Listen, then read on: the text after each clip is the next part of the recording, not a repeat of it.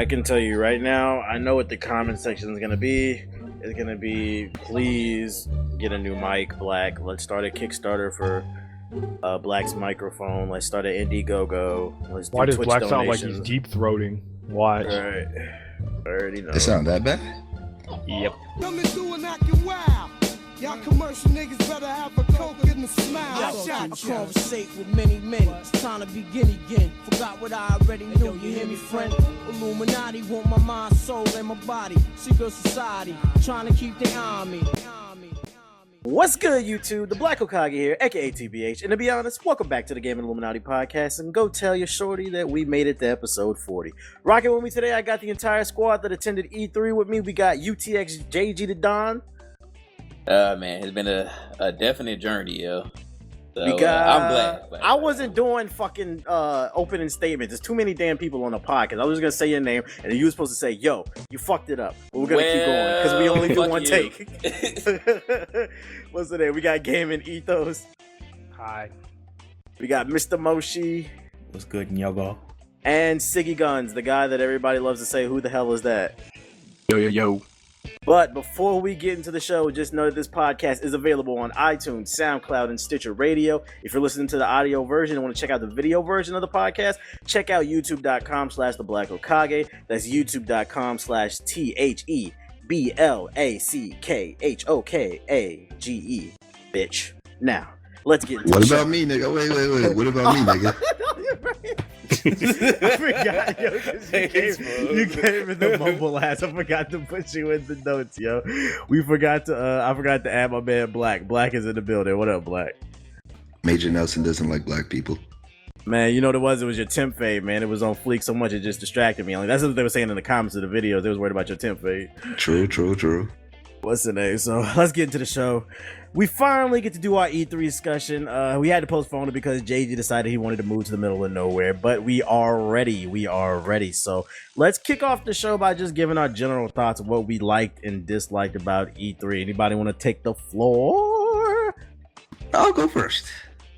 Sorry about my mic. There weren't enough otaku cosplay bitches, and I was really disappointed. Really? That's it? Yeah, Black. That's as deep as it gets. Oh yeah, and the service at Hooters, it wasn't that great either. Shout out to Sienna though. What about you, JG? What did you like and dislike This about man it? remember their names, yo. I did not remember Walking that at around all, with bro. Black is funny. Man, it's the lines, yo. I can't stand the lines. They were absolutely terrible. Waiting there only to play a few games is pretty bad. So that's what I dislike. I guess like the weather. The weather was cool. I do miss the weather. Right here, it's fucking sticky as fuck all the time. What about you, Moshi? What do you like, dislike about E3? Man, you already know what I dislike, man. My freaking feet were tore the fuck up by the time I got home. So all that walking, man, yeah, I gotta prepare next time. You know, for next time come around, I'm not sitting there like struggling. But what I liked about E3 had to be definitely the VR, because I got to try VR for the first time, and some other shit that I can't remember right now, but it'll come to me. I'm surprised you didn't say that you were mad that you didn't get to go In-N-Out Burger. You don't want to tell the people about that? Okay, people, we have to sit down and have a talk. All right. So this is how it went down. Nobody told me that there was not a In-N-Out Burger within a mile radius of downtown That's LA. false. No, That's like false. 5 That's miles. false. That's false. Where was it then? I told your ass because you the one who didn't go look. I actually went to go look when we were talking about it, and I told you that there wasn't one downtown. Well, I told nigga, you you that the didn't closest one tell was me in Hollywood. about it, and you probably told me about it too late, and I probably wasn't listening. No, but I wasn't. anyway, I remember that, though. I remember that. It's the latter. But You weren't listening. They're like always. Go ahead. anyways- Go ahead with your lies. Go ahead Anyways. with your lies. Go ahead. Anyways, my other option was to hire an Uber driver, pay him to pick up the In-N-Out Burger and bring it to the hotel, which would be some G shit, but at the same time would cost me around like $100. And I'm not You about to flexing. pay $100 for no In-N-Out Burger, bro. Why would it have It's cost you not going- $100 if it was Maybe- only you ordering it? Nah, because he has to on the way. That's like the Uber drive plus money for the food. You do realize Maybe 30. if you, That's if you, maybe 30. if you order a Uber X, the regular Uber, it's cheap. Like it's cheap as fuck. Like it was only expensive for us because we were taking SUVs. Like there's tiers to Uber, so it wouldn't have been expensive. Like what are you talking Hashtag blame the squad because they didn't tell me that. Damn, exposed again. You don't. about? Right? Actually, I did. He Say did. That He numerous said that. times, He bro. did. La la la la la la. You just weren't paying attention most of the time. Just like the mumble. What's the name? What about you, Siggy? What did you like and dislike about E3? I like meeting all the squad, obviously. I like meeting all the people that I met before in the industry and stuff like that. And getting into the conferences was cool. What I disliked, I also disliked the lines, and I hated downtown LA. I'm sorry, man. I have no idea what is wrong with that city. Hey, yo, That fuck city that is crackhead dead. lady. They were offering She's cookies still in the salty. streets. That's Because how she bad it listens was. to podcast. The crackhead listens to podcast. What's the name? Yeah. Since Siggy talking anyway, you might as well let the world know, man. What was you there doing for us? Because everybody was like, "Who the fuck is this guy?"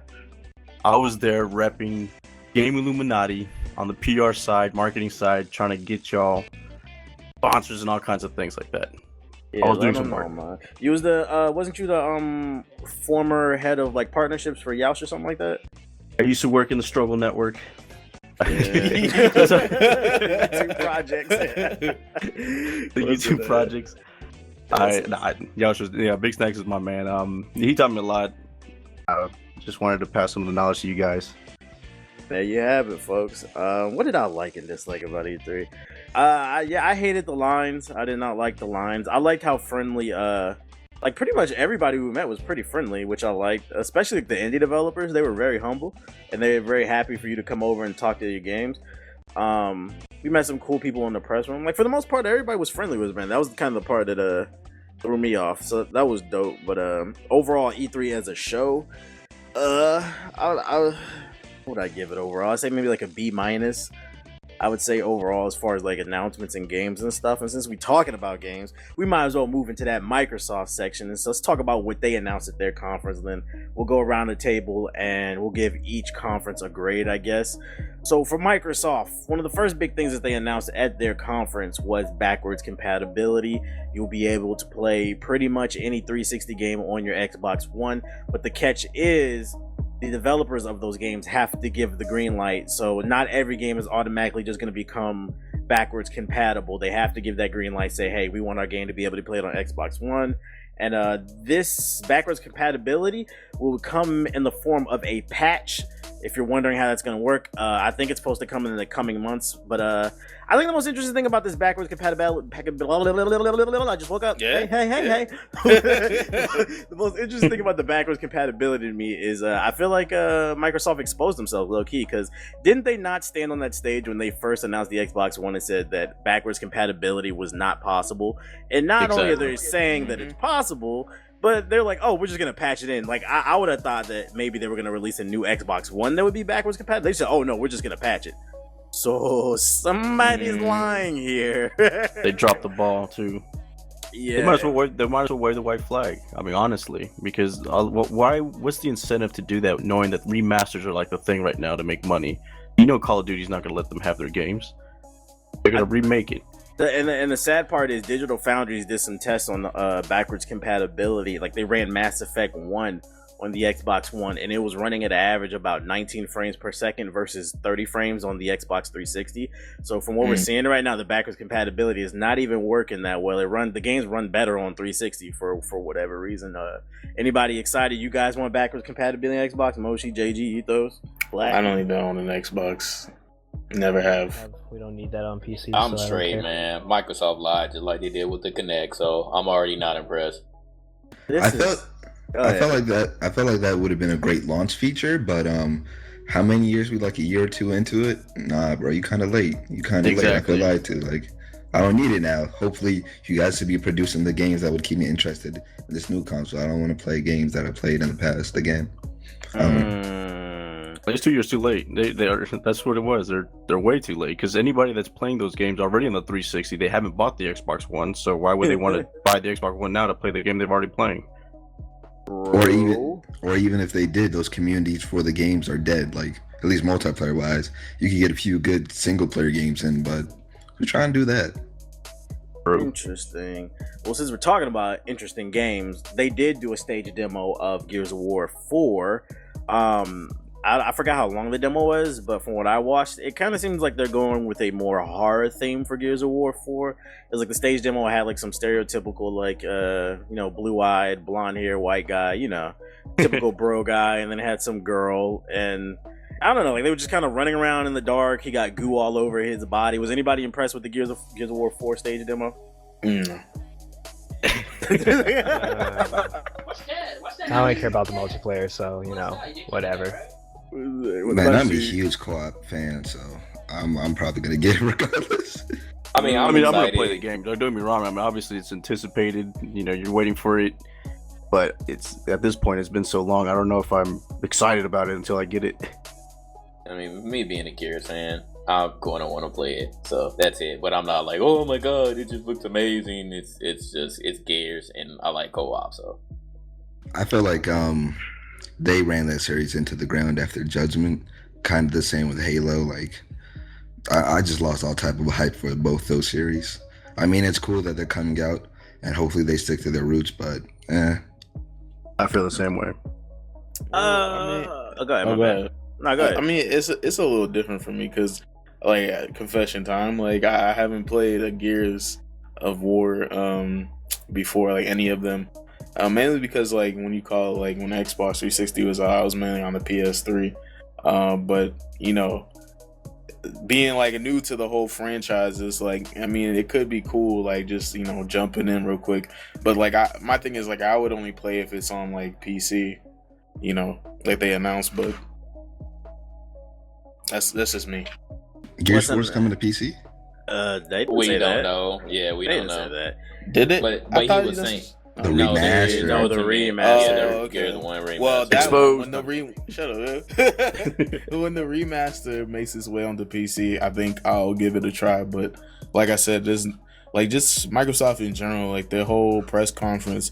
To me, like it was just a fail because like it didn't get me hyped to even think about looking at an Xbox. Like This man getting into the whole nitty gritty. We talking about one game right now. Okay, I'm just saying. Like, I'm just giving you a preview. This man segueing already. Get to that when we do your grade, homeboy. All right, go ahead. I didn't see nothing from that demo that sold me on the game. I really at this point I don't really care about the story. We got to see multiplayer for me to get excited. But what they showed, I was like, that's cute. Like whatever. Yeah, I'm looking for the features. Did you bring all the features back that we want, or the locust back? Like simple question like that. We need to know more. Right, the dude was just rolling around in pink goo. I was like, what is this? And then he fought some big monster with like a tail. It kind of like the Loch Ness monster on 4 legs or something like that. I didn't know what the fuck was going on, but I didn't see nothing new from it. So we got to see what they do with that multiplayer before I get excited about Gears. Since we're talking about Gears 4, let's talk about Halo 5 because that's one number up. Microsoft loves to milk these franchises. Was anybody excited for Halo 5 after they're showing at E3? First off, let me say, at E3, I got to shake Kiki Wolfkill's hand, Ooh. And then the next Kiki Wolfkill, he works on Halo 4 and 5 and I think Reach. But anyway, the next day,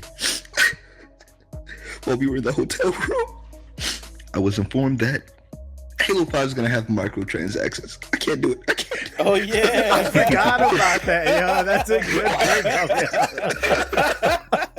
I remember I ran up to JG and I wanted to tell this dude because like I wanted to see his face, and then as soon as I told this dude, he was just like, it was the saddest face ever. Yeah. Yeah, if I recall, in the microtransactions are for like the arena mode or something like that. And if I recall, you can buy armor and weapons and stuff like that. And we was just like, no, like I think, don't quote me on this, I think it was they're gonna put those players against each other to like balance it out. But even still, like now you're just playing the community like that. Why split the community even more? Like, why can't I just play the game and earn everything and progress? It's just like, whoa. We need to help out this game economy somehow, right? Don't they got like packs? So they got packs for the stuff, the armors and shit, and the weapons, like weapon packs. I don't remember the specifics of it. I think it's like packs, and I think they're trying to get in on the whole like pack opening like culture. I don't know about this Halo 5. After we saw that microtransactions in the hotel, he was like, eh. And then it has zooming in. It has ADS. Nah, bro. Nah. Why are you so against ADS? That's what they're gonna say to you, bro. Because Halo was supposed to be like in between the arena shooter and more somewhat military. Like, it's just no. I mean, someone asked that, I wouldn't even give them a dignified response because I would just say, well, have you played Halo? Then you shouldn't even ask that question. Let's just hope it works when it comes out, not like the Master Chief Collection. Look, people, I'm not a big Xbox person, but I have played Halo, and even I know that ADS inside Halo is just about the wrongest thing that you can do for that franchise. And just like looking at it implemented in, like people were, I'm like, it's like people were like, oh, semi okay with it, but at the same time, like, okay, you're okay with it because it's like all these other shooters now. Like the whole thing that was special about Halo was that there was like the whole like skill thing with what do you call it? Only certain guns being ADS and it just being a third person, first person shooter, but no ADS.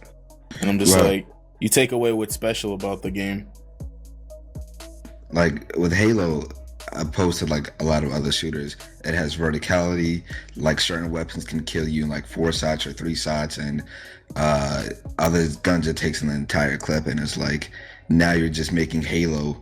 You're taking what made Halo its own game and making it more generic, like every other game out there. And it's like we don't need this. And another thing I don't like about ADS is it promotes camping. Like I don't want that in Halo.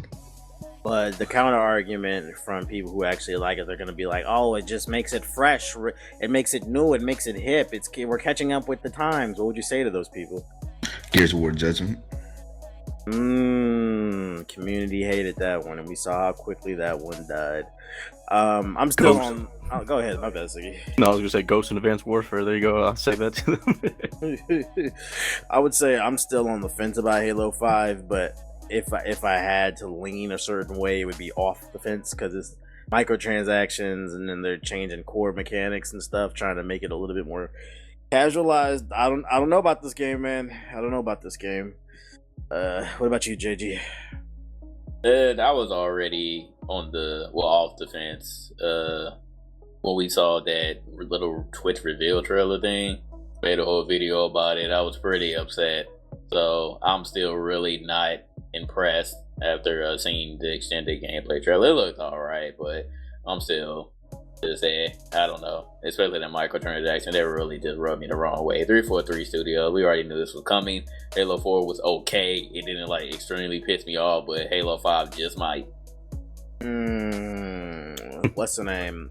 Xbox One and PC, they are becoming more compatible than ever with Windows 10 around the corner. One of the cool features that they announced for the Xbox One was Fallout 4 mods will be compatible with the Xbox One version of the game. Would this make you guys pick up an Xbox One?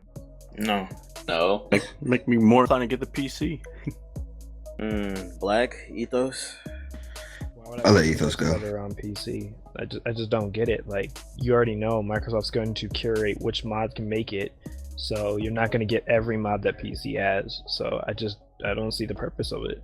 Like, it's there unless, like, if you're only a console person, and yeah, it's cool and everything, but like don't expect them to be giving you like really the mods. Like, expect maybe a gun mod here and stuff like that, but don't be expecting like extensive graphic mods. Like, graphic mods are off the table immediately. It's because the Xbox can't handle it. We already know that's true. No.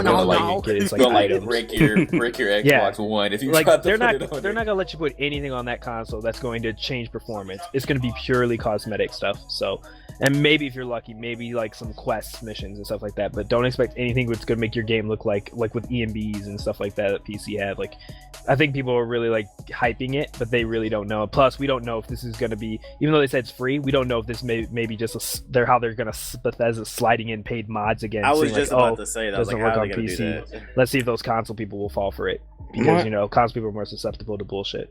Hey! I'm a console person. Well, stop hating you, hater. You are enlightened, Siggy. You're enlightened, Siggy. You're different. I'm talking about the people that all they know is their backyard. Yeah, you're the good one. Some of the guys who like live in the Xbox camp all their lives, and they don't even know how to open their eyes. They just stare at the ground. So my thing is like, even on PC, mods crash, right? This is nothing new. Like, mods can crash your game. For us, it's as simple as like, easy boot up. But for like the console player, like, who's not used to that shit, they're also reliable alien technology that was spawned from like God himself. like how are they gonna handle crashes? Because I know, like, what do you call it, it's not like gonna be like an optimization thing where like the mods get brought to like what do you call it, the company like Xbox, and then they curate it and try to make it better so it doesn't crash. It's like, that's not gonna happen. So it's like, how are these like Xbox people gonna handle like PC issues that we've already like learned how to go through and solve over the years? It's just like, I don't know, man. I would imagine you just unplug your Xbox and plug it back in. What's the name? I think the real question is, how are they going to handle the curation of mods on Xbox One? Because like like you said, some mods they crash on PC because they're not well optimized, and there's no type of curation, a quality control type of thing. You just kind of have to go by the reviews that you see people saying, hey, check this one out, don't check this one out. Is Xbox gonna have their hand in trolling what works and what doesn't? Because it might be like Steam community, like how Steam has their own sort of mod thing, but as everybody knows, Nexus mods is probably top tier right now. Right? Yeah. So like, if you look at Skyrim, like, yeah, there's some Skyrim mods that are available on PC, but they're very limited on their reach and so forth, since Steam has to, since Steam can take them down and so forth. But on like Skyrim Nexus, they got everything, like everything that you can imagine, and I'm talking everything. But like, I got a feeling Microsoft's gonna curate it. Like, I have a feeling it's gonna be like a program where modders will be able to submit their mods, and then they'll end up, if Microsoft certifies them as it doesn't break the system, if they can prove it doesn't break an Xbox One, then they'll let it on. And then not only that, it comes to the issue of what if people are stealing other people's mods and like putting them on Xbox One.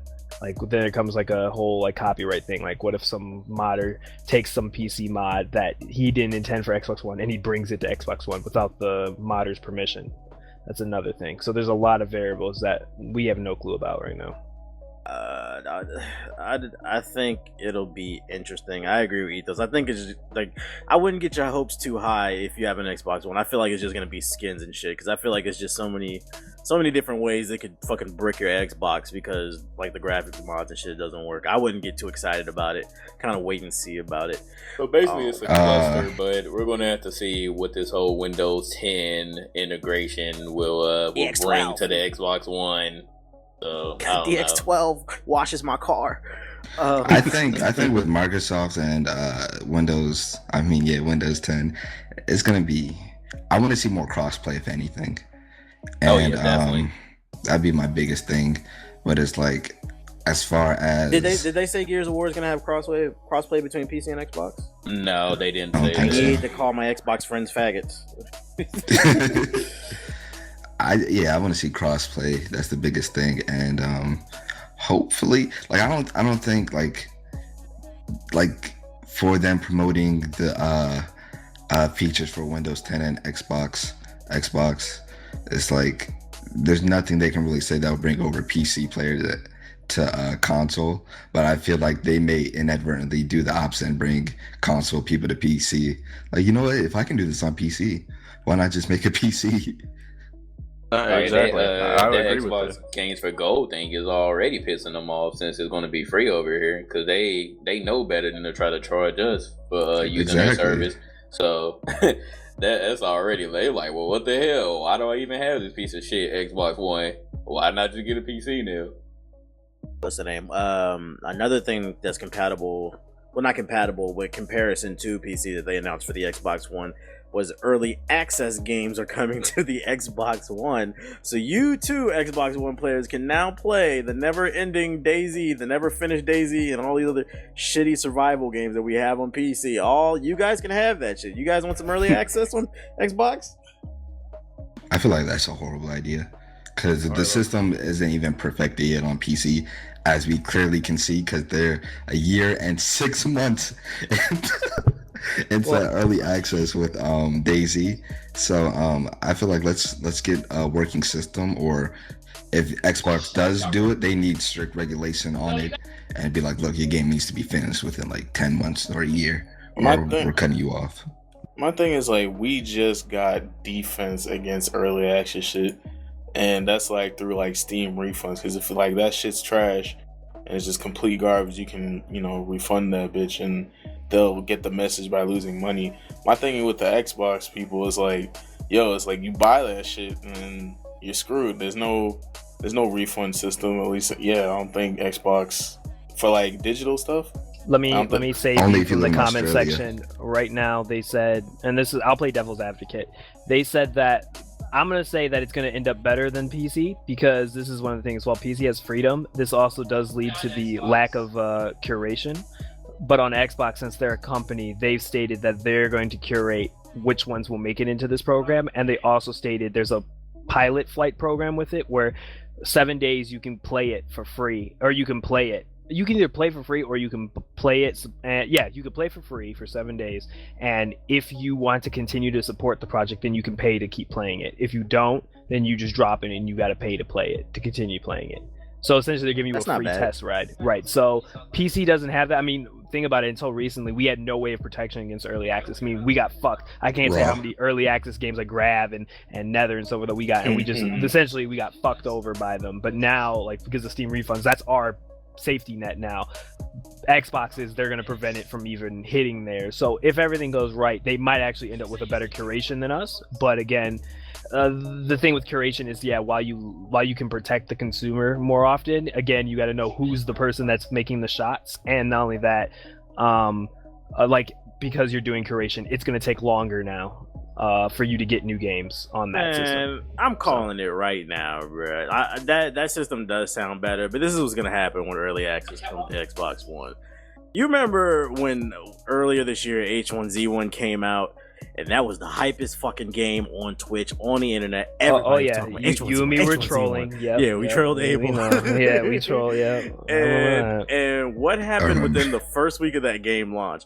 This game's broken. It's not finished. Like, it's an early access game. Like, what did you guys expect? That must have been like some new PC gamers or some shit, because I don't know what the fuck they were expecting. Of course, the game's gonna be half broken. It's an early access game. The shit's gonna come out on Xbox One, and the Xbox crowd that only plays fucking dude bro games, this is broken. It's like the game is not finished or something. And we're just gonna be like, it's an early access game, and they're gonna complain. So hopefully they have some type of refund system in place, because I can see it right now. The Xbox crowd, they're gonna be so fucking confused by the early access shit. They're not gonna understand that you are like alpha testing a game. You're not getting like early. What's that EA shit where it lets you play like EA FIFA access. and shit? EA access where it lets you play their games early. You're playing a unfinished game early, so that's what you need. You need to get your expectations in check when it comes to these early access games. I'll give a tip from me being on Steam for a very long time for early access. If you see anything that says survival, open world, or zombies, you stay far fucking away from it. Don't even try it. Exploration, don't even touch it. Now, I want to try everything. I want to try everything, though. Don't even try it. Waste of time. So early access, we'll see what happens with the Xbox. One really cool thing that they demonstrated during the Microsoft conference was this what do I call it? A device, a software. It's called the HoloLens. What exactly was that? Was that hardware or software? Both? I have no idea. Hardware. It's hardware. It's hardware. Okay, it's hardware. Had that at my job. It's hardware. It creates what is it? Augmented reality. Because basically it makes virtual reality into our space, but it's all digital. Clearly, like, just wear the helmet or the goggles, and then it'll make like a Minecraft block appear in front of you, and then it's like motion tracked around with everything around it. It's a cool concept, but it's like, what am I gonna use this for really in gaming? Like, what am I really gonna use this for? That's what I was thinking. It looks like the only time you would use it if you're a kid and you ground your kid and you put him in the corner and he'll sneak the glasses so you can play a game against the wall, because that's all that really was for, it seemed. They were showing that demonstration where look at the table and you get to look at the whole world. It's like, why would I care about that? I'll just play on the Xbox. I'll say what I think is we don't see yet. Like, I've said this before. Actually, believe it or not, I remember I've said this shit like way back in the day. When it comes to like Valve and Microsoft, they usually think a couple of years ahead. Like we don't see the purpose of it now, but probably 10 years in the future they'll be like, oh, now we see. I'm pretty sure Motion was Are just about to bring you it up. calling it right now? This is gonna be big in the future. Well, I'll tell you right now, my work that we work at, since I'm at a tech place and we're one of the biggest tech people in the United States, they are heavily invested in it. This shit, look, that shit ain't gonna be big unless the price is right. I'll What explain is why. the price I'll gonna explain be why. on that? It's coming. Because it looks apparently like it's for they the said 1%. Apparently they said my job told me that they're gonna be able to have access to it in July. That's when apparently certain tech companies over there are gonna be able, or it's gonna be either released or beta or something like that. You can get your hands on it in July. If this is true, what I think is gonna happen, I think Moshe was gonna bring up, is if you guys watch that show on YouTube called VGA, or was it Video Game High School? You know, in that show they use like it's different because they're playing on the computer, but this idea is that it puts them in the game in real time and makes them think like they're there. So it's kind of like a mix of virtual reality and augmented. So I can see it like, imagine you playing paintball, right? And like you have using these HoloLenses now, and it's like changing the battlescape and so forth, and adding new stuff like new UI, and then maybe you can include like actually tanks and stuff like that without actually having them there, and like being able to implement, like calling an airstrike or something like that, and keeping track of your score and stuff like that. I can see it working like that, but again, like I said, like this isn't something we're going to see. How much is it going to cost? It's probably as much as the Oculus, maybe a little bit more. If that shit is more than $200, ain't nobody buying that. Because remember, PCs are too expensive. I play console because plug and play, and it's cheap. And you need 970 for the Oculus. I think that's 300 right there. That's what I was gonna say. Would you rather have the HoloLens or the Oculus at that point? What's the future, Ethos? It's preference, honestly. I think it's a flip of the coin. I know one of them is going to be successful. We don't know which one. Again, like I haven't tried HoloLens. I'm gonna be able to try it in a month, so I don't know. But it seems like right now a lot of like where I work, it seems like they're focused more on augmented reality because we're more in like mortgage and real estate and stuff like that. They feel augmented is better when it comes to like housing and stuff. But the video game market, I think, is gonna move more. I think video game industry is gonna move more VR, but I feel like other industries are going to move more augmented, like for example the real estate and stuff like that. It's cool to a degree to me, but here's the issue with it. With like the Oculus Rift, you can make the argument that it's virtual reality, but you're doing things that you can't do in real life, like with a drift where we were drifting in space. My black ass ain't gonna never be an astronaut, so Oculus Rift is the closest thing I'm gonna get to it. The problem with the HoloLens is they demonstrated Minecraft, and to me Minecraft has always been bootleg Legos. Okay, now you have this HoloLens thing where it puts the Legos in your face and you're actually playing with it. To me, I'm looking at that like, why would I want to pay $300 for that for my child when I could just buy him a fucking box of Legos? Like, what? Because that's the future, all right, this is my thing, and this is why I would personally like to try the HoloLens, because my thing is like, all right, two things. One, it's not gonna suffer the same fate as what do you call it? Was it Google Glass? Because you don't have to wear that shit outside, because it's like it's not like you can walk around and augment like the outside world. I think it's like designed for like enclosed spaces. I think what Microsoft messed up at is they showcase this product with gaming, so people immediately started like applying it to like the games that they play, like FPSs and stuff like that. Like I don't think this thing provides the space necessary to walk around where you're at and play this game, because like we got limited spaces. We're not millionaires here, we don't got mansions. But my thing is like, I think it would be something cool in terms of like workflow. Like say like I put the glasses on and said like, because me personally, I like to like sit I like to sit there and like write notes about what I'm thinking inside like a notebook or something. But like it would be cool if like the HoloLens would let me like write it on my wall, but not on my wall at the same time, so that when I put it back on, what I was writing is right there. Or say like you're sitting there in the office, and instead of having a keyboard, the HoloLens provides like a 3D space keyboard and monitor, so you're sitting there typing and stuff, but you don't have to take In up other too words, much room. you want to be like Iron Man, where Basically, I was just about to say that. Yeah, you have everything up there, and you could start tweaking whatever you want, build your Iron Man costume.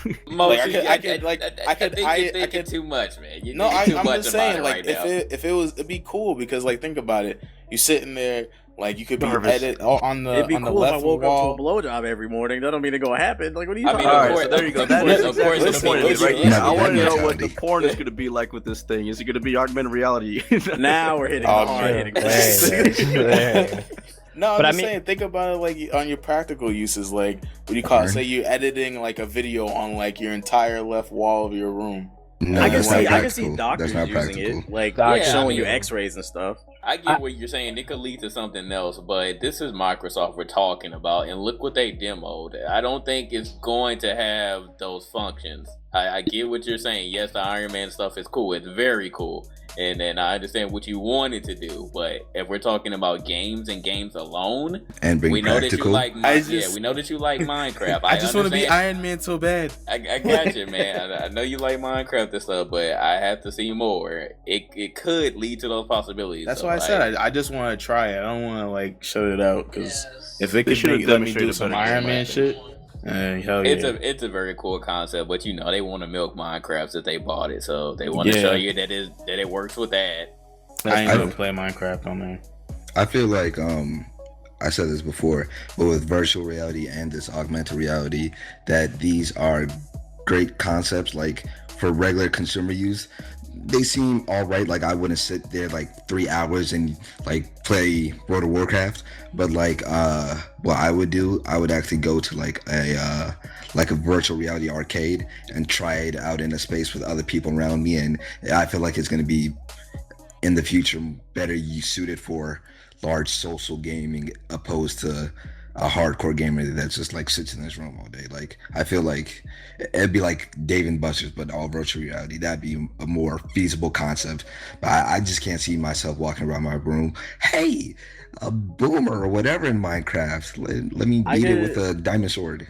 I can see an architect like liking it because it'd be a way to 3D model their future buildings that they're trying to build, like to I guess investors and shit. I could see that. Yeah, I can see stuff like that. And that's kind of JG's point, going into the future of what we want the technology to become, I think. Yeah, the funny thing about this VR stuff, you know how. What am I echoing also? But Yo bad. and it's yo bad, nigga. But you know how like console gamers say, well, you know, I don't like gaming on the computer. I don't want to sit there with a keyboard and mouse, and it's just too uncomfortable. It's really going to be like that with VR, and then they're going to be like, well, I'd rather just be sitting at a keyboard playing rather than using this VR stuff in my household. Like, I just feel like it's going to be a nuisance right now. A lot of this VR stuff right now looks like it should be in an arcade. I don't think that it's going to be very good for a household setting. A lot of people don't even have room for half of this stuff. So just looking at the Oculus and all the other VRs that we saw and the HoloLens, I don't see the practical use right now in the household setting. You just reminded me that I feel like the HoloLens is gonna fail when it comes to gaming. I'm saying it right now, whatever today is. You're negative. No, the HoloLens is gonna fail in gaming because look what people did with the Wii, the Nintendo Wii. Like I remember like dance games, people would just like flick their wrist and oh, you got it perfect. Like come on, bro. I feel like people are gonna start to find ways to abuse it, like they always do, and there's nothing you can do. I was about to say, where are you going with this? Like, how does that equate? Bro? Yeah, I feel like eventually someone's gonna find a way to abuse the system and whatever. I don't know about it. It's a big question mark on this HoloLens stuff. I think we all came to that agreement. Some other things that were announced at the Microsoft conference: the Rare Collection, a bunch of old Rare games like Banjo-Kazooie and what else did they make? I forgot. That they're putting that all on one disc. If you want to buy that, Instinct, Perfect Yeah. Dark, you guys want that? Divine, Golden Xbox Eye. One? Conkers. Yeah, they got Conkers on there. I actually find it like if I was Rare, because you know now they bought Rare and all they do is make Connect games. They forced them to make Connect games. Like I feel like I would be insulted if they put out that Rare collection and because they were on stage talking about like let's honor Rare's legacy and all the great games they make, but yet you're making them make like fucking bullshit ass Connect games. You're forcing them to. Like it's kind of a slap in their face to me.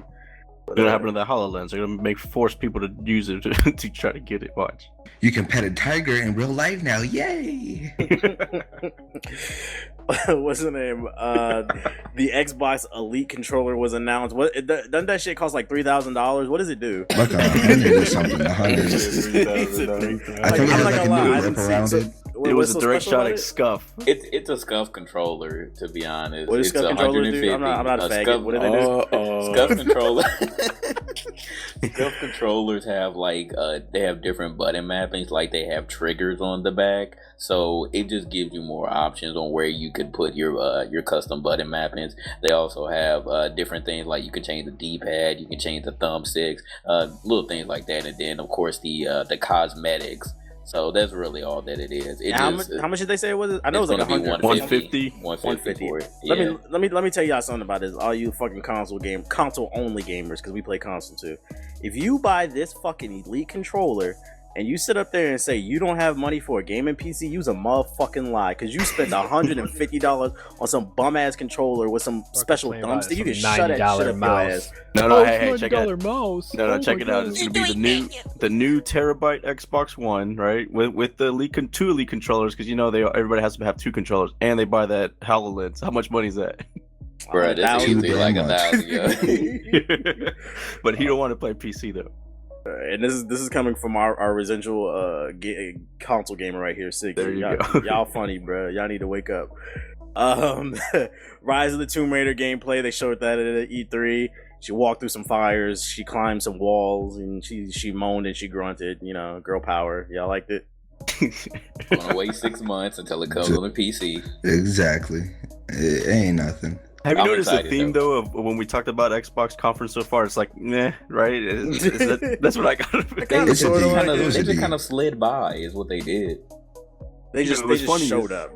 It's funny is Which is Twitter more than what really Nintendo did. loved the idea of the backwards. Like whenever they announced that, it seemed like Xbox was winning apparently because They're of so that. simple. They are so simple. Right? Like the littlest thing, the smaller things can please these guys. So When you're in the moment, you tend to just take it for what it is. But when you actually step back and analyze it, it's like, why didn't you just do this from before? And then it hits you like, these niggas are liars. Guys, I think we're missing the real point. What is gonna happen to Scuff? How are they gonna sell their product now? You know what? I bet you people will still buy Scuff. But now you know what? Since Call of Duty is going to be on the Sony now that it's exclusive to Sony as far as the DLC and stuff, now Scuff is still going to be in there unless Sony decides to make them a special controller as well. Ah, that's true. Good job. Scuff is gonna be fine, long as these Call of Duty YouTubers are still peddling these little shit ass products. These 12-year-olds, they're gonna be fine. They still, some little kids are gonna buy that shit.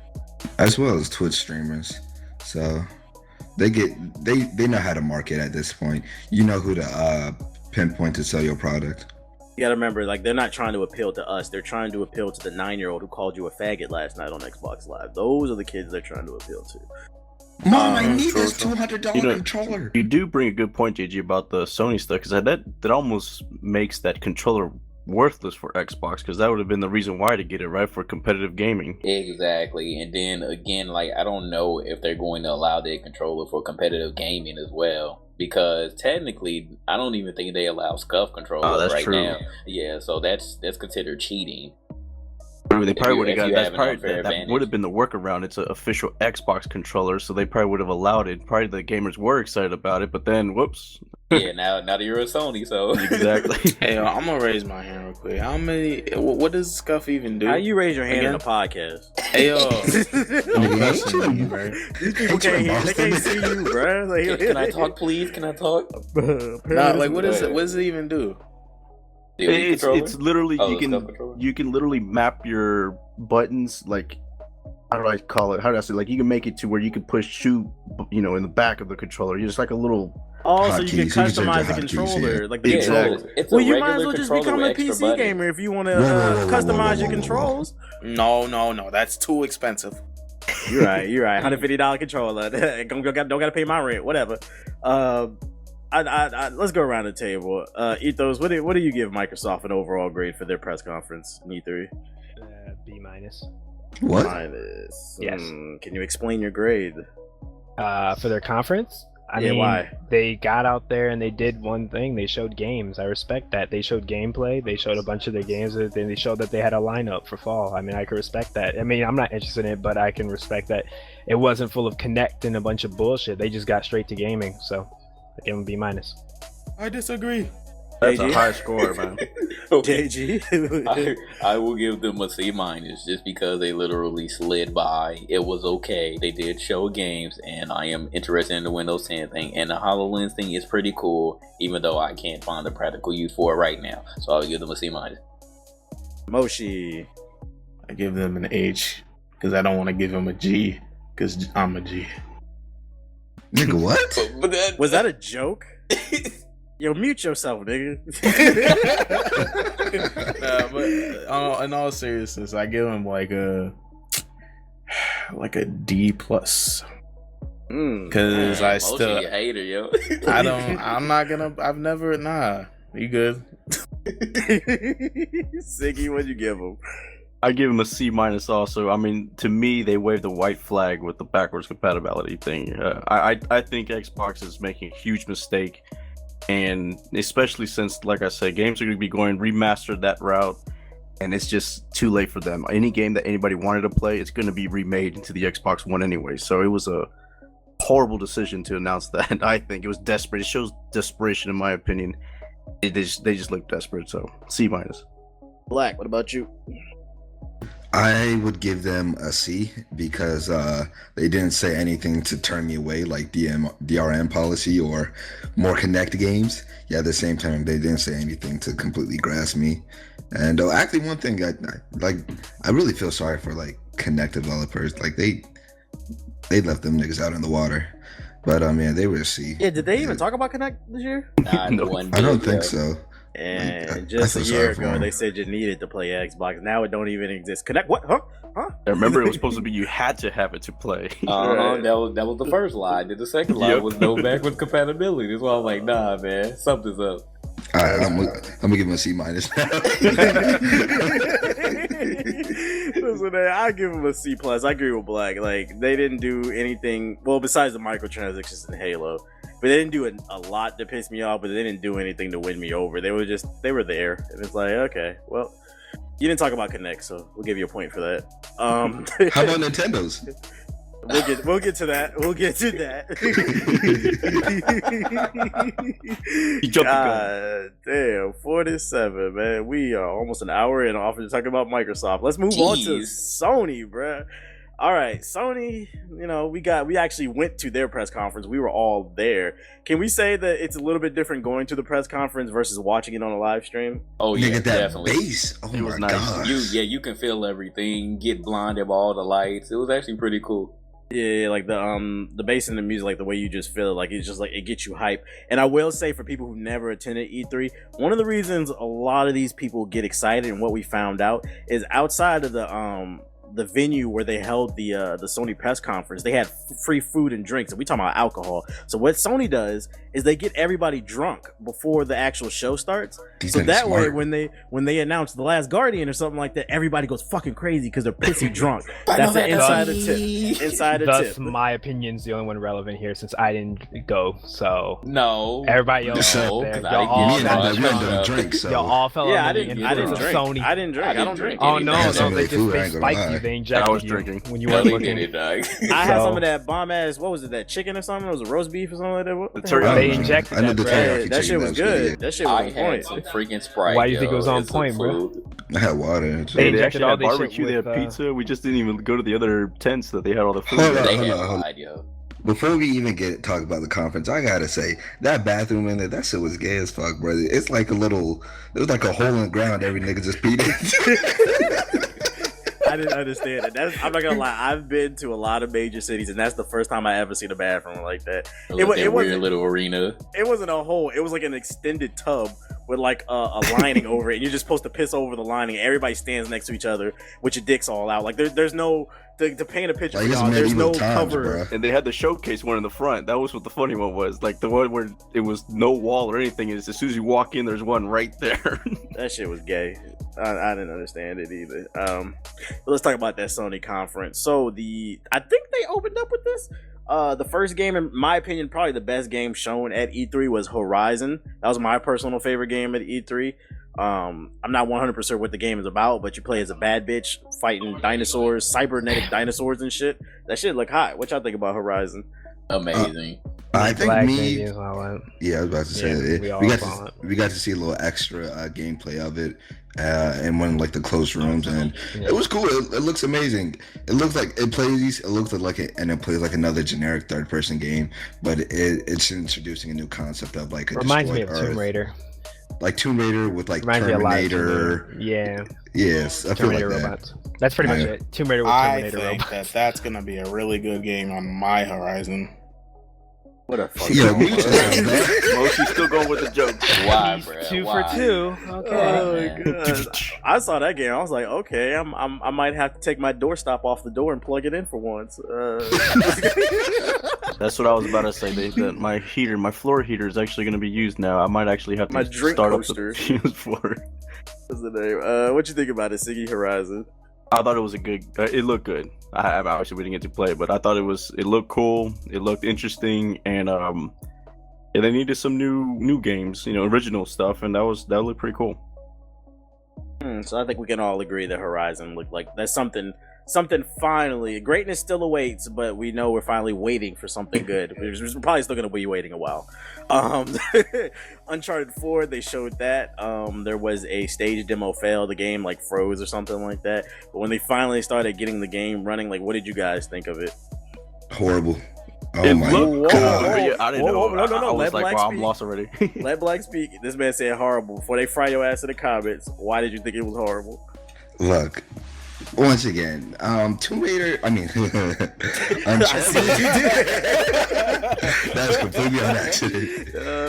Freudian slip. Okay. Uncharted is like a generic third-person game. Like you run third person, you shoot third person. All right, it's cool. The thing about Uncharted is it's a storytelling game, and I felt like it completely is going away from its roots.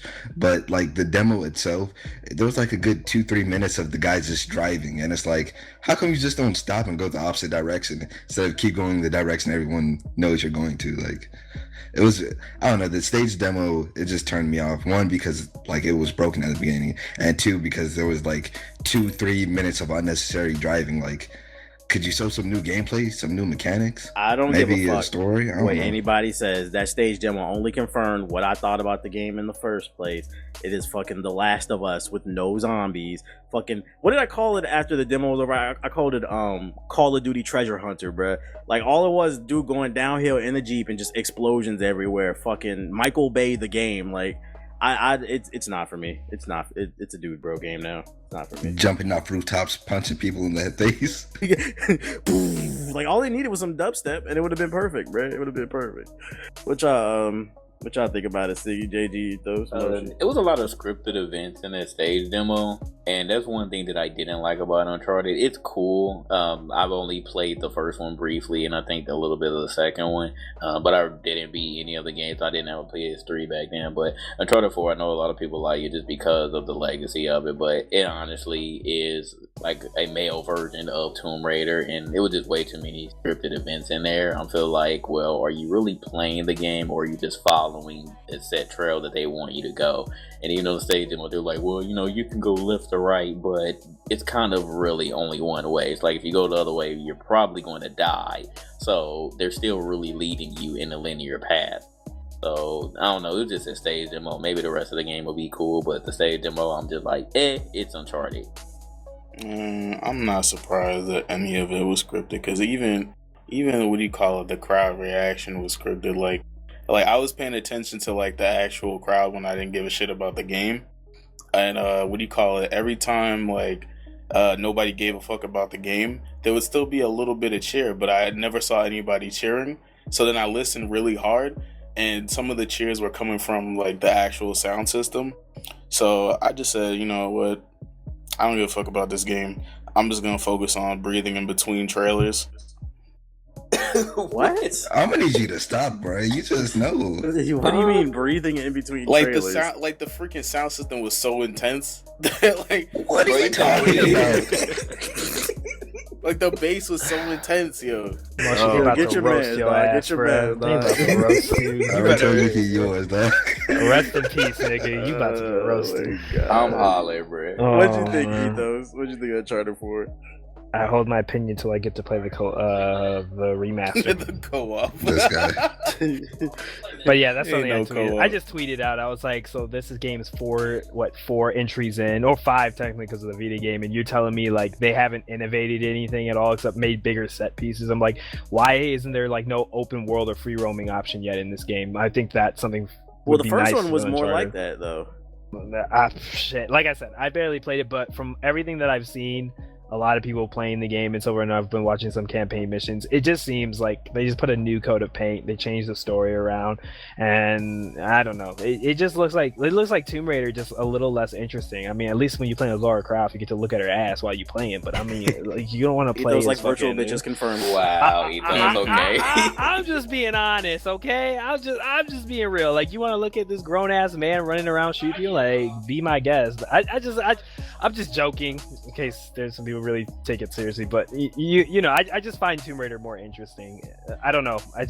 He finds that ass more interesting. I can agree. I can agree with JJ and Ethos about they need to show more than just that. Hopefully, it's more than that. Because I mean, come on, PlayStation 4 and all that. You're supposed to have a better game than that. You know what I mean? Why Like, they choose a demo being a driving section? I mean, at least Tomb Raider for Xbox. Like that's why I was like, I guess I like Tomb Raiders more than their presentation because they showed multiple things that you can do in the game. Like they showed a tomb, they showed a mountain, they showed a bear fight. Like they showed multiple things. And this one is just Michael Bay explosion, blah blah blah, the end. Like that was the whole thing. My thing is like there's too many goddamn like game cliches. Like no matter how you like dress that shit, like no matter what universe, like a fucking driving sequence is the same.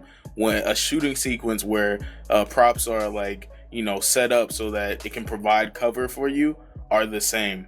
Like what do you call it? All his like, you know, stupid little parkour moves and that down smash attack that he does, like it's all the same. I've seen all this shit down before. Smash, bro. Like I don't know, man. It's just like all these are cliche. Like they didn't really reinvent the wheel. They just like continued writing the story. And that's what makes it another generic game. Like it's all been done before, and they hardly do anything to innovate. Off the demo, we can't say because the real game isn't out yet, but off the demo, didn't look that interesting, or at least to me. You know what Just hope did for look more. interesting though? Mm. That Destiny DLC, Fallen Kings, y'all. Oh When they my announced that shit at God, the Sony yes. press conference, I said, yes, bitch, yes. I was like, lost my fucking mind. so you guys gonna play that Destiny DLC? You know what, like Mosi said, for that and for like Call of Duty, like the crowd itself was silent, but like you could hear people clapping, and I think it was like the audio system. Yeah, that's especially with the one I saw it because I know nobody gave a fuck about Destiny.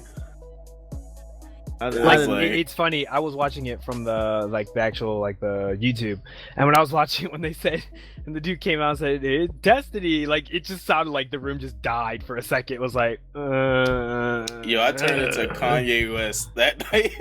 Like, that's what you call it, like the game before. I was like, you know, I was clapping. I was like, oh, this is cool. And as soon as Destiny came out, straight frown on my face, bro. I want to see this shit.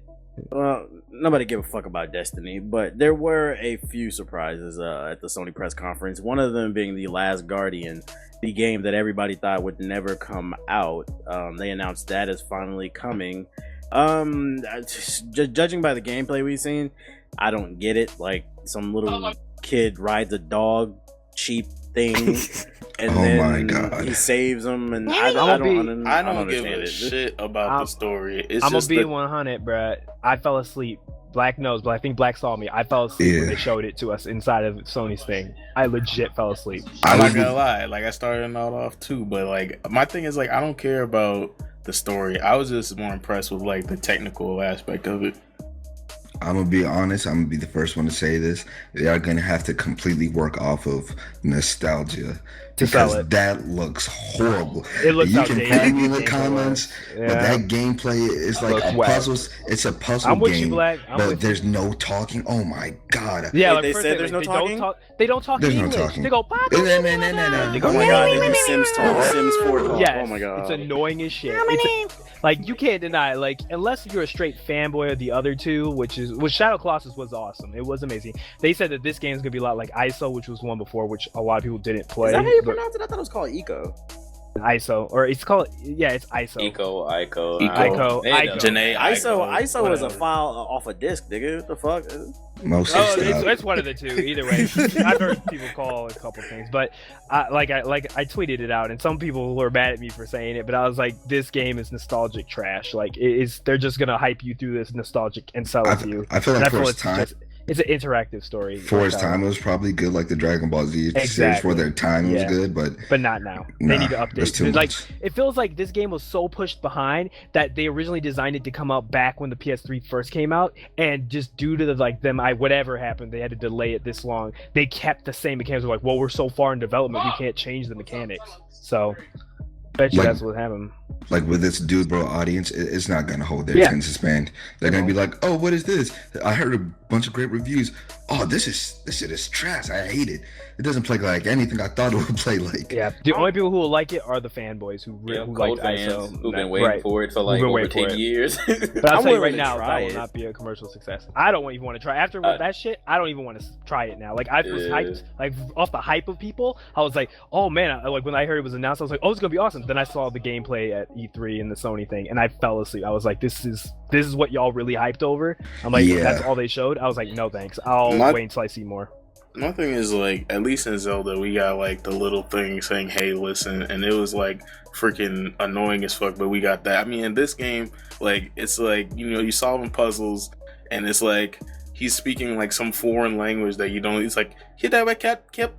And it's like he keeps repeating that shit, so the dog will come, and it's like that shit's gonna get really annoying really fast. Are there enemies? Like, do we even know? That's the thing I didn't like about it either. That they made it into a puzzle game. If they would have done the Zelda route, make it an open world, Majora's Mask, that would have been awesome. Did they confirm it's a puzzle game? Shit. They haven't told us shit. It is a puzzle game by nature. That's what you go in that shit. That's what the last game. You got it. The whole idea is, the whole thing is. I don't even like Batman's puzzle. From people telling me it's supposed to be. It's going to be a very good, deep story about the bond between this fucking ugly ass creature and this little boy who can't speak English. Like a fucking Mexican talking with a fucking robot dog, talking about, hey, help me, help you. It's a big thing about, so it's pretentious. It's pretentious bullshit. Yes, it's pretentious bullshit. During that I don't give a fuck. During I that said it on whole Twitter. trailer. You heard me snoring, bro. I fucking snored. It was that fucking boring. Oh, go ahead. Me, Ethos, and JG, we saw like an extended gameplay of. I said gameplay.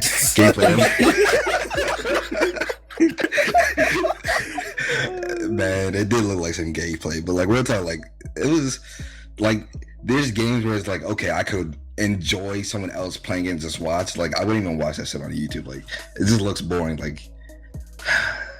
Yeah, we were sitting there like the little boy was feeding him like crates or something. Oh, like it was just boring. Yeah, he was feeding crates. It was painful. And then it got to the main part that everybody saw at the conference, and I'm just like, it's never been my type of game. I was just excited that they finally showed us something. Yeah, I was happy for the fans. Yeah, I'm happy. Yeah, I'm happy for the people who actually like it. That's it. We'll just say what we say every time. Every time there's a game that's hyped this big, it never lives up to expectations, ever. Especially a game like this has been held off this long. It's not going to live up to expectations. Just stop it. That's all I say, straight up. So basically what I got out of this conversation is this game is for people who take selfies with DSLR cameras and put them in black and white, like and shit like that. And for hipsters. Yeah, it's a hipster game. All I'm saying is, bro, like, I was interested you said puzzles. Like, what do you call it? That whole time I was sitting down, I was just looking at that shit like, ayo, this big ass dog is ugly as fuck, and I gotta train this nigga to follow me this whole fucking game. I was looking around to see how everybody else was reacting. Like their faces were priceless. Like this is like the best fucking shit ever made. And I was just like, I mean, it's pretty impressive from the technical standpoint, but I'm like, damn, This fucking dog's ugly. All right, folks. The Last Guardian. Thanks for giving that deep thought there, Moshi. I'll watch the game on Twitch. Like, I was interested in, like, I'm not gung ho about it, but I was interested until y'all said puzzles. Now I don't give a fuck about this game. Yeah, you must have not played Echo or the Shadow of the Colossus. Yeah, Shadow of the Colossus it always looked kind of, but it always they were looked all interesting to puzzle me, games. those two games. But when you said puzzles, nah, bro, I don't play games for puzzles, bro. I'm good. I think the whole thing was like, what do you call it? Everybody's just hyped because they've been saying it's gonna come out for a longest time. So then now that they announce it's like, okay, it's coming out, let's play it. But now that you know what it actually is, kind of like, well, damn, you kind of wasted your time. It's the people want what they can't have effect. Like, you know, you see that sexy girl and you want her, but you know you're a dork and you know you can't have her, but you know. And then if you finally do get her, you realize, you know, she's annoying as fuck because she doesn't make a sandwich. All right. What the fuck? Oh, I'm playing.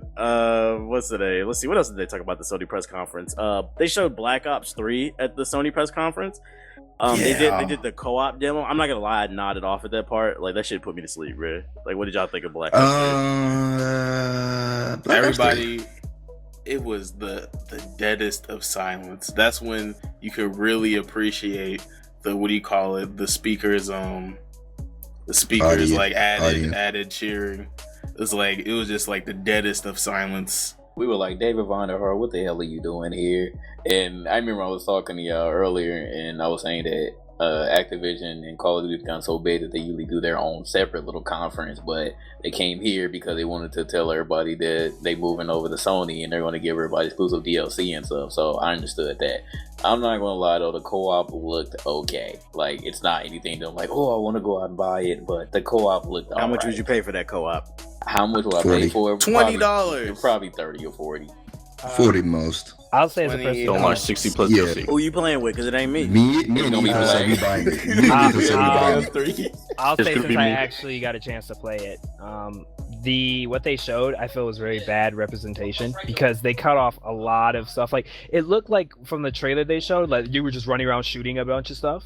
But when they showed me the extended stuff, apparently like there's actually like mission objectives. Like, there was one part where they split the team in half, where one had to go do one thing on a Like different part of the Gears of map. Yeah, and then there was another part where like there was like objectives. You had to sink a hole or something. I So, just like, you guys had to take cover a each other second while of you do clarity. it. You But- are defending the game right now, right?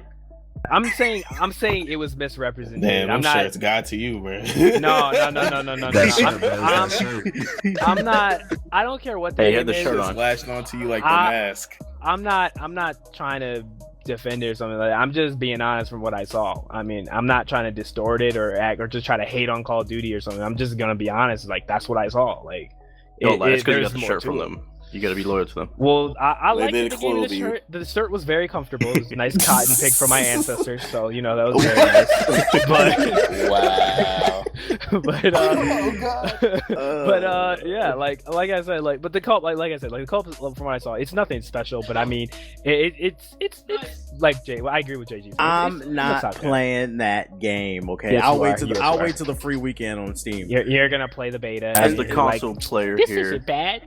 Yeah, go again, Siggy. You no, console as player. the console player, it looked pretty good. But then again, everything looks good whenever it's showing you a demo. And once you play it, it's just Yeah. going to be lagging and it's going to be horrible and there's Exactly. going to be exploits and all kinds of things that annoy you. So, like I say every year, everybody's going to buy it and everybody's going to bitch about it and they're going to make YouTube videos on it no matter what. Exactly. Since Yeah. JG brought it up, he briefly brought it up. Just to let y'all know, Sony did announce all Black Ops 3 DLC is coming to Sony first, PlayStation 4 first. So run out and get your PS4 so you can buy that DLC. Bye, baby. Mountain Dew's coming to the PS4 now, and Doritos. Get ready. Yep. Speaking of irrelevant games, let's talk about No Man's Sky. Oh, go ahead. I wanted to say, He just straight up disrespecting No Man's Sky. man, fuck that game. But with Call of Duty, one thing, it's a new feature to Call of Duty, but I feel like they're just like absorbing every other shooter and taking the best characteristics. They got like a wheel, and now you can like use the force on the enemy.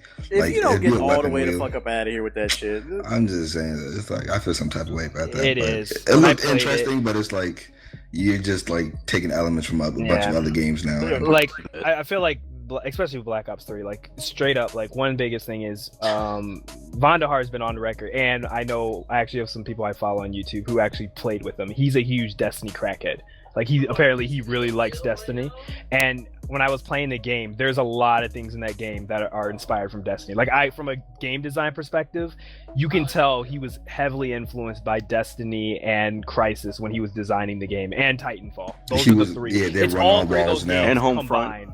Right, and Homefront. Like, it has the wall running is just like Titanfall. The boosting isn't like Advanced Warfare. It's more like a gliding. Like, it's not. It's hard to explain, but it's not like a doo-doo. It's more like flowy. And then like, yeah, and then like it's like they added specialists, which are code word for Destiny supers. They pretty much threw supers in the game now that you unlock. It's the same thing. I would pay money to sit in and just like listen to this man explain how he wants the game made. He's like, and I just want a little bit of Titanfall, and then splash a little bit of Crysis. I really like Titanfall. And I like when the Titans fall down and they're like, yeah, we gotta add the explosions. Probably. It's almost like Hollywood. You know how there's always like 2 movies that are the same every year. You already know which one's gonna be the big one, and there's gonna be like that mini production. That's him. He knows what games are gonna come out, and he has to have elements of all the games in that year. Like, Call of Duty's not even Call of Duty now. Like, from what I played, it's not even. Like, to me, it feels like Black Ops 2, but, like, there's just so much different stuff in it. Like I said, like what we said, Black, like, if it didn't have Call of Duty's title on it, and it was an indie title, people would eat it up. Decent game. It'll probably be a decent game. People, I think the Call of Duty name has ruined it, but, like, I'm so tired of talking about this game. Yeah, but we have to. All right, we let's have skip. Go ahead. We're done with it. We can talk about a game that's way better or way. I'm over here rolling. The my Farm eyes. Simulator. Yeah. The Since Sky we're talking Simulator. about Instagram filters, we'll move on to No Man's Sky. Okay, the first I tried to give this game a chance. I really did, but we are now on year 2 of No Man's Sky being shown off. I don't care how fucking how passionate the developer is. The nigga's a weirdo to me. I don't give a fuck about this game. I don't care. Don't care. What is the game about? Nobody knows. First of all, they said in the stage demo, you could spend like 40 hours and you will never see anybody in the game because there's so many planets. Why would I want to play that? Why would I want to go on a planet and look at dinosaurs? I'll play fucking Ark Survival or whatever. This game is the worst, yo. Anybody who defends this, yo, y'all ain't shit. Fuck No Man's Sky. That's the new movement. I'll say it's a hype thing, because I'll tell you just 3 things, like immediately, like what MW was saying. Like, the first thing is Total Biscuit he said it multiple times. They have no working demo that they've showed anybody. Everything has been on stage and in controlled environment. They do not have a working demo 2 years later, 3 years later still. And supposedly this game's coming out this year, so we have no news. No one has actually played this game besides the developers showing it on a screen. Like the second thing, like number 2 is like, what do you do? Like, this has been the biggest thing. Like, you walk around planets. We walk around and explore stuff. I'm like, all right, that's cool stuff. And it's like the combat looks so lackluster. Like the space combat. It's like, oh, we just fire 2 repeating guns over and over again. Like, where's the customization, bro? Like, where's these quote unquote social features? Like, I feel like it's just gonna be like a glorified journey, just without like the good, like, you know, the I guess the story aspect of it. I feel like it's just it's like Destiny. Create your own story. We're not gonna write a story because we're lazy. We're gonna make it. That was the theme of E3. This whole make your own story. Make your own game. Survival. Land on Mars. I'm tired of these survival. Make your own crafting ass bullshit games. The new movement is middle fingers up to No Man's Sky because it was bullshit. That game gives me a headache. I don't like it. That does seem to be the theme though, because like when we saw Masters of Orion, it's the same thing. It was like all of a sudden everybody wants to have that kind of element in the game. It's like Mario Maker. What do you mean Mario Maker? I don't want to make a game. You make the game, Nintendo. Jesus Christ. I'll say this. The dev did say, I swear to God, I remember this a while back. He was on record in an interview and he was busy pretty much. No, I'm not trying to be a PC Master Race person, but pretty much he was saying, like, this is a console-focused game. We're aiming for 30 FPS for a cinematic experience, where that whole cinematic bullshit, like, was going up with the devs, and they were all saying that crap. He was also one of them that was talking about a cinematic experience. So I don't trust this dude. And plus, you tell me you're going to have millions of planets on a PS4, and you think that optimization is going to be nice? You think that game's going to be running at a solid 30? Millions no drops? It's not going to be like an open Lost world, your mind. They don't even have hundreds of games yet. Yeah, here's the thing. Like, I can't believe this game, and I can't trust this game. If every time this dude comes on stage, it's the same dude. and he talks about it. It's like he's like so fucking nervous to talk about his game because he in the back of his mind he's like, God damn, this ain't shit. I mean, all right, let's get scientific. Let's break this game down. So there's millions of planets, right? And from what we saw, all that is changed is the fucking color scheme of the planet. It's like they literally look the absolute same. The space combat looks like they ripped the gummy ships out of Kingdom Hearts and made them spaceships. Goddamn. and then what do you call it? It's like, and then on top of all that, it's like you can't even socialize with people. It's like and it's like you got to travel hours and hours just to meet nobody. And Trent, it's like, okay, I'm on like a green planet, now I'm going to this all orange Nickelodeon planet, like and it's like what do you call it? There's no fucking difference. It's like I just personally do not see the fun of that, and that's why you should all go and look up Star Citizen, because that's gonna be a way better space simulator game. Stop, nigga, damn. You were doing all right till you mentioned Star Citizen. We not about to get into that. Had y'all talking for an hour about that again. We are already almost 2 hours into this. We are not gonna get on the conversation again. Anyway. Go ahead. Like, okay, from what I'm saying, because we actually saw this twice. We saw this at Sony's press conference and the PC conference. I dislike this game more now that we know more about it, and it's still not a lot. Like, he literally went to a planet, he just picked a random planet, went there, got some resources, and then sent the information back to whatever the hell, I guess, his ship. And then he said that the premise is to get to the center of the universe. And looking at all those damn randomly generated planets, because there's no way that you can have over 1 million planets, or however many the hell planets that there are, without them being randomly generated. So they're really just randomly generated planets. I don't see a point. Like, what else do you do besides go to a random planet, get resources, and come back? How is that going to assist you with getting to the center of the universe? And how long will this take? It's literally just you exploring random planets, and that's it. There's nothing else. No Man's Sky is literally every exploration game on Steam right now. Like, go pick up Grab if you don't play No Man's Sky. It's like, literally a rip off of Grab. Like, it really is, the art style and everything, bro. I'm gonna tell you, bro, when that nigga stood on stage and said you can spend 40 hours, that's like an Assassin's Creed game, okay, without ever running into another human. Nigga, who got 40 hours to blow? You got 40? I know I don't. I got other shit to do. I don't want to fucking wander around the Milky Way looking at my damn windshield.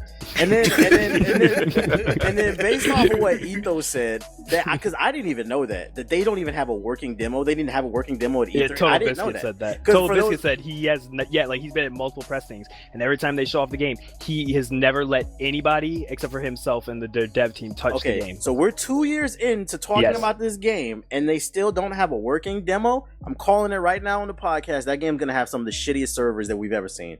Watch. This is gonna be a bitch. Watch. It's gonna be terrible. It's gonna be terrible. Fuck that game. We probably it's deep in art, but it's deep and artsy though, so that's all that matters. Fuck that shit, nigga. The game's for people who collect box tops, you fucking faggots. Like a fucking Pop-Tart. What's the name? Another heavy hitter they announced at the Sony press conference was Shenmue 3. It was a Shenmue 3 Kickstarter. I think the original goal was like 2 million, and they raised $1 million within like an hour after the Sony press conference ended. And then of course by the end of the next day they had the 2 million already. So Shenmue 3 is on the way. How you guys feel about that? I was actually excited for that one. Can I be 100? Can I be like real 100 right now? Hey, be 92 plus 8, my nigga. Be 90. I'll be 110. 92 plus 8, my nigga. Am I the only one who sees that this is not good? Like that Sony would actually go up and try to front and get people to spend money on a Kickstarter, like instead of even showing us a game. And I was gonna say the same thing. Like a AAA game, and now they're doing Kickstarters for them. And then not only that, only to come out later that was a huge PR stunt, and that Sony had already given them $10 million or something like that. They already gave them a budget to build the game, and this was essentially money that they were just getting more money off of consumers with no gameplay, mind you, just a stupid trailer. They show no gameplay. They don't even tell you what's gonna be in the game, and Sony people ate this junk up and made it a huge PR stunt, and they essentially paid for their own marketing. Like, am I the only one who knows this is really bad? No, I peeped that too. Like, I was on like Twitter, like, wait, we're doing Kickstarters now at E3. Like, I thought E3 was about the big and the greatest, the ones who got all the money, you know, and they showing off all these amazing games and stuff. Kickstarters for like indie people. Like, it's always been built for crowdfunding. Why are we now funding AAA studios to build AAA games, and why didn't Sony just fund the full project when they say, quote unquote, this is the game our Sony PlayStation fans have been begging for? Then why the hell have you been deving it? Especially whenever you consider the game they just showed, you know, the Guardian thing, the last whatever the hell it was. Yeah. It's like if they waited that long to make this game, and they probably spent way more money than the 10 million apparently this game is going to cost. Exactly. Then Like, it doesn't make sense to me. It made no sense. You're right. All I gotta say, there's something shady it's really shady, and I'm worried that since this was successful, Microsoft might do it next. Then who else? EA is gonna do it next. Who else is gonna do it and bring back old games like that? Look, my thing it's gonna be a huge problem. My thing is next they're gonna drop a season pass for the game and have microtransactions, and then my theory of us paying $300 for a game is gonna come true, because it's like they're gonna give you multiple that areas. into existence. I'm starting to believe it. I'm starting to believe it because look, think about these dumbasses who support this thing. They've already spent, let's say, $40 to $50 supporting this game off bat. They didn't see no gameplay, no nothing. They just offered just the hype of a name. They threw money, or just simply, I bet you a fourth of the people who donate don't even know what this game series is about. They just did it because Sony hyped it up and was like, hey, everybody's hyped for it, let's throw money at it. They throw money at it. You don't even know what this game's gonna look like, because you already know. And then what's gonna happen, man? When this game comes out, season pass, DLC, microtransactions. Next thing you know, you spend up to $200 on it. Shit, me and Moshe already spent $200 on some ships. Like, what do you think they about to do? That's Sony, bro. Nostalgia is a powerful drug, man. Just ask God Nintendo. Damn it, I was gonna say that. Ask Nintendo. They've been making the same games for the last 25 years, bro. It's a powerful drug. It's literally just filler, yo. It is filler. It's filler. It was just to see if you were going to actually support the game, and they got their confirmation. You were stupid. Now they're gonna do it again, and they're gonna do it again, and guess what? Now y'all just made the gaming industry even worse. Congratulations. And what's crazy is the first Shenmue and the second one cost like 150 million to make a piece or something like that. Exactly. So this is only a 10 fraction. million is nothing, Those are especially Dreamcast whenever games. a game a game launches, it's making what, $500,000 or actually $500 million in some of these games. So they're making all their money in day one. Exactly. Man, they got their pre-orders. That's what it was. That was a Kickstarter. Right, that was a Kickstarter. They're like, you didn't how do we even know, right? That what they paid for the Kickstarter, how much you want to bet there's going to be some BS involved, and they're going to realize, oh, you didn't pre-order the game. Like, it's for something different. And then people realize, wait, then what did I just donate to? Well, just to get the game going. Like, people disappointed me when that happened. This was my reaction to Shenmue 3. When they first said Shenmue 3, I was happy like everybody else, but I've never played Shenmue, but I was happy for the people that have played it. I was like, okay, you guys finally get your game. I was happy for other people. And then they said Kickstarter on the screen, and I was like, like what? like it just kind of killed my buzz. I was like, y'all can have that. I'm not donating no money to that. No, thank you. So we'll see. It better be a fucking amazing game for them to come out and beg everybody. Sony come out there and beg everybody for money and shit. It better be amazing. That's all I gotta say. I just don't understand it. Sony says this is their highly requested game from their fans, yet they make them have to Kickstarter to get it like into production. Like, what? Like, do you even think about that? Like, how like shady that is? Like, okay. This man gonna have his podcast going for like 3 hours. Just go and make a video. Next subject. Nah, this gonna be the longest episode ever, bro. Yeah, just do a new topic. They like this shit. They like this shit, man. They love it, man. They love it. They eating it up. Hit the like button. I'm just gonna say on the podcast calling now, when everything's going to hell, and this is one of the main reasons why, I'm just saying I'm called it from right on this podcast. I already hate DLC. I hate microtransactions. And I'm just calling it. I just want to say Shenmue 3 is now at 3.7 million. Like I said, and they said they need really 10 million pathetic to make it a full game that they want to make it, whatever. Y'all Open paying world. them to build games now. Like, I just don't get it. I don't get Sony, it. Please you do paying the them next to do their topic. damn It job. is. Please go to a new topic. Please. You paid them to sell your product. Please go to a new topic before I really get mad. Sony also showcased some a Project Morpheus game. I forgot the name of it, but like they were trying to Rigs. Was it Rigs? They're trying to be like that was esports cool. for virtual reality. The game looked kind of cool, but I never got to play it because they was like in a private booth up top at E3. So, what did y'all think about Rigs? My thoughts on not necessarily rigged. Like it looked cool. Like it looked like it was pretty dope. It looked like it was a solid shooter.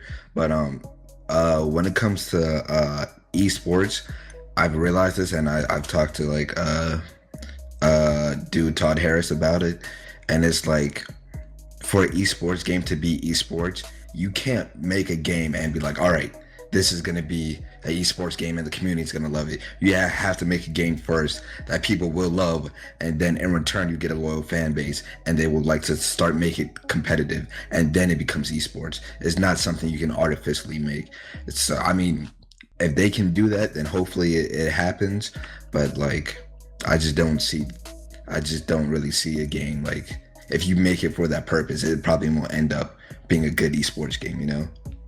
I couldn't see myself going to a tournament, bringing my Project Morpheus helmet. Yeah, that too. Go ahead, I would say that trailer was trash too. Next, so I don't care about it. Oh, true. Damn, son. What's the name? The last but not least for Sony, this is probably their biggest announcement. Everybody, at least in the first row, was just shedding tears. We even saw some YouTubers hollering like little girls, being fangirls. We're not gonna say no names, but the Final Fantasy VII remake was announced.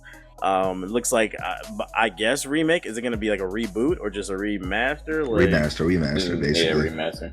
So I guess they're making Final Fantasy VII with better graphics. If it's like $40, I'll pick it up. I'll say that. I ain't paying $60 for it. Same. Can I say I hate Sony fanboys? I just hate them right now because we're not saying no names, but I'm guessing when you guys were there, everybody was screaming at the top of their lungs when they saw that. I'm just gonna say there's a lot of hypocrites out here, because you got people talking about, oh, these people, you know, all they care about, you know, they fall for these hype trains every time. But let me get this straight. I had people on Twitter telling me Sony won the press conference simply because they showed y'all a CGI trailer of a game that's an old game that came out before. Simply because they revealed that had no gameplay, but you telling me they won off of a CGI trailer. But y'all the ones that say don't believe in CGI trailers, though, for like real game. Fuck, I just give up, bro. I'm done with y'all niggas. But see, that right there, that was my whole point in regards to the backwards. Xbox people thought they won because they were able to play old games, but Sony showed, we're just gonna bring the old games to you guys instead. Forget the old consoles.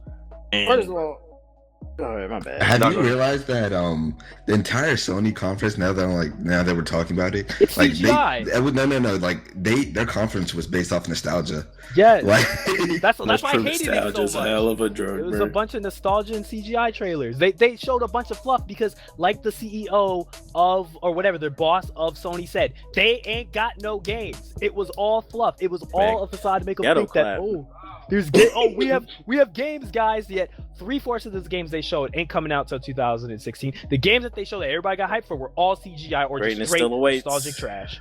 Gaten still awaits. Sony's conference was trash in my opinion. I'll give you my rating. That was a plus.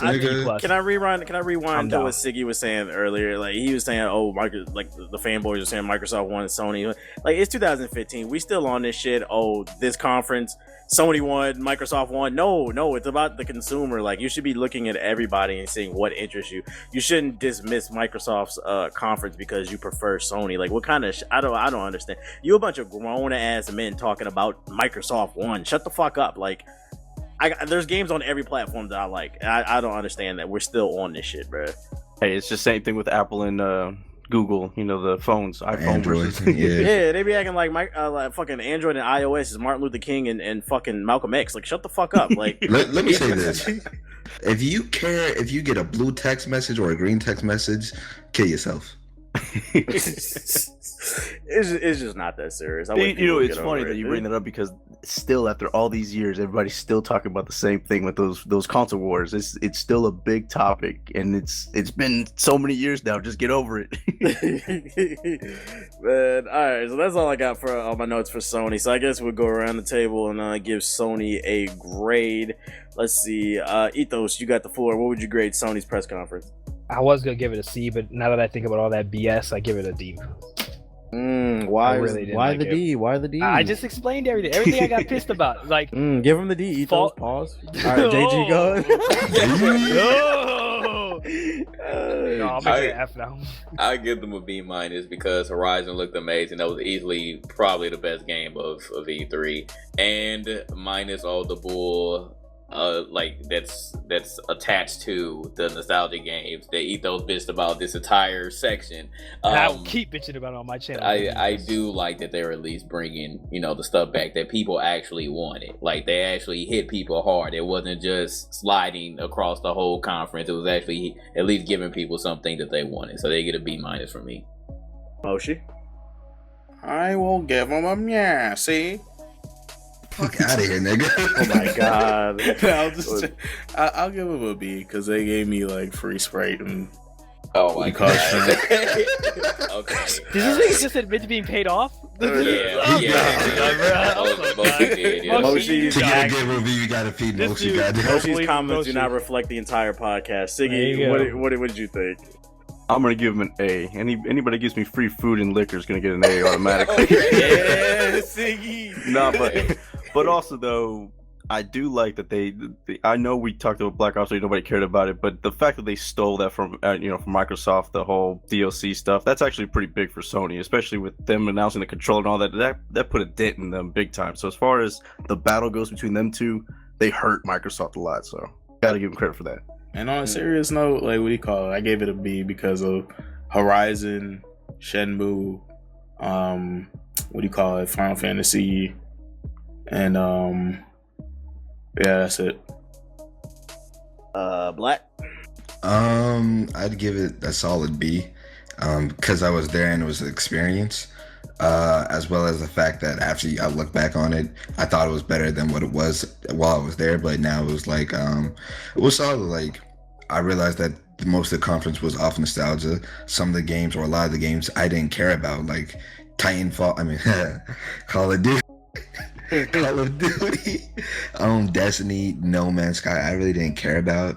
But I see that PlayStation is actually making an attempt to move forward with technology, so I see them supporting their own. I don't like the business practice of the Kickstarter, and they may get higher, but first they gotta at least choose a new venue with less gay bathrooms, and they get a B. What is the name? I want to give them a B plus because Sony's conference was my favorite out of everybody's. Not to say that. I think they're all were pretty weak this year. Y'all a bunch of fucking fans. What's the name? I would no. Let me finish. I would give them a B minus, and the reason I'm gonna give them a B period is because Horizon, in my opinion, was the best game of E3. I really liked that game, and like JG said, I think they at least gave remasters that people actually want, like the Final Fantasy VII and Shenmue. But the minus because one. They didn't even mention the Vita. Like, where the fuck was the Vita at? Oh, no, they mentioned the Vita. It was just a montage with no words, no nothing. Just Yeah, montage. Yeah, I think I felt that part. Yeah. What else? They didn't. I also give them a B too because they didn't mention numbers. Like, Sony is notorious for talking about sales numbers at E3. They strictly showed games, and I really appreciated that because I hate when they used to get on stage in like fucking 2013 and they'd be like, the PlayStation 2 has sold 2 million consoles in Brazil. Be like, nigga, we live in a first world country. I don't give a fuck what they're doing down there. Like, why y'all talking about PlayStation 2? So I appreciate they didn't talk about numbers, but I give them a B minus overall. It was aight. It was aight compared to everything else. Shout out to the dude from Nintendo that was taking notes on. Yeah, we were sitting next to somebody who worked for Nintendo at the Sony conference. He was literally taking notes on the enemy the whole time on his iPad. That was funny. What's the name? Since we're talking about Nintendo, we go ahead and cut on the sad music. So let me present a question to you guys since we're talking about Nintendo. Did they show up at E3? To you guys, did they show up or like? I think Reggie. Their treehouse, my nigga. They had the largest display in E3 showroom floor, but they didn't show up at their conference. They took up so much space of irrelevance. Like, no one even mentioned Star Fox. You realize that? Like, I Star didn't Fox even know they irrelevant. showed because remember we was all still flying to yeah. LA. I didn't even know when I touched down they announced Star Fox because nobody on Twitter was talking about it, which I thought was amazing. So I was like, wow, it must have not left an impression when I finally found out about it. But that was the one game that they announced that I guess that was worthy of talking about, but not really once we heard that the new Star Fox for Wii U will be using motion controls with the Wii U pad. They just fucked that game up. I don't even want to play it no more. I don't want to swing my Wii U pad up and down in the air like a toddler. That's just fucking stupid to me. I just want to sit there and play the game. Right. Whee! While fucking Slippy the Toad is in my ear. Help me, Fox! Like I don't want to do that. Our buddy here, JG, actually got a chance to play Star Fox on the show cooler. What did you actually think of the game? That is incorrect. I almost got a chance to play it. My bad. Yeah, I was standing in line. They sent me to the media section, so it was supposed to be a VIP line. But then once they sent me to the media section, they were like, "Oh, but we're doing a special segment on Star Fox, so it was gonna be like a 4-hour wait." Like, forget that. So I went back over there with Ethos and Black was. Then we got trapped into that video. Yeah, we got trapped. Oh my god. Yeah, so I almost got a chance to play it. It looked okay though when I was sitting there watching other people play it. But I kind of wanted to play it myself. And then you got Mario Maker, but we already knew about Mario Maker. I don't want to make a game. Why don't you make the game? That's what I paid for. I'm not paying to make my own game. Like what is this? Like fucking what are those restaurants where I hibachi? Yeah. It's like a hibachi all you can eat, but you're the chef. Like right. I don't want to do that shit, right? I just want to take a second to say shout out to all the feminists who fuck with Nintendo. Why you say that?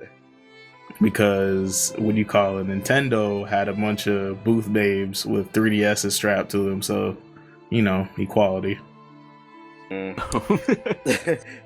I will say that like the Nintendo Black was right. The Nintendo booth at E3 was fucking huge. They took up so much space for not having any games to actually show. And I will say that the Nintendo section at E3, I hated going over there because they had like this super soft carpet.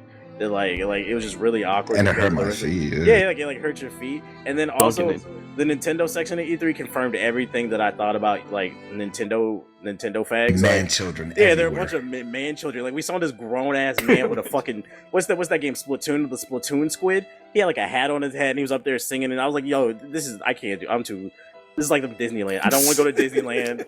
I don't want to go to Nintendo Land. Like niggas weirdos to me. Bruh, they had all these grown ass men crowded around, like trying to get some free stuff. It was kind of crazy, man. Just looking at all of it. You remember that guy?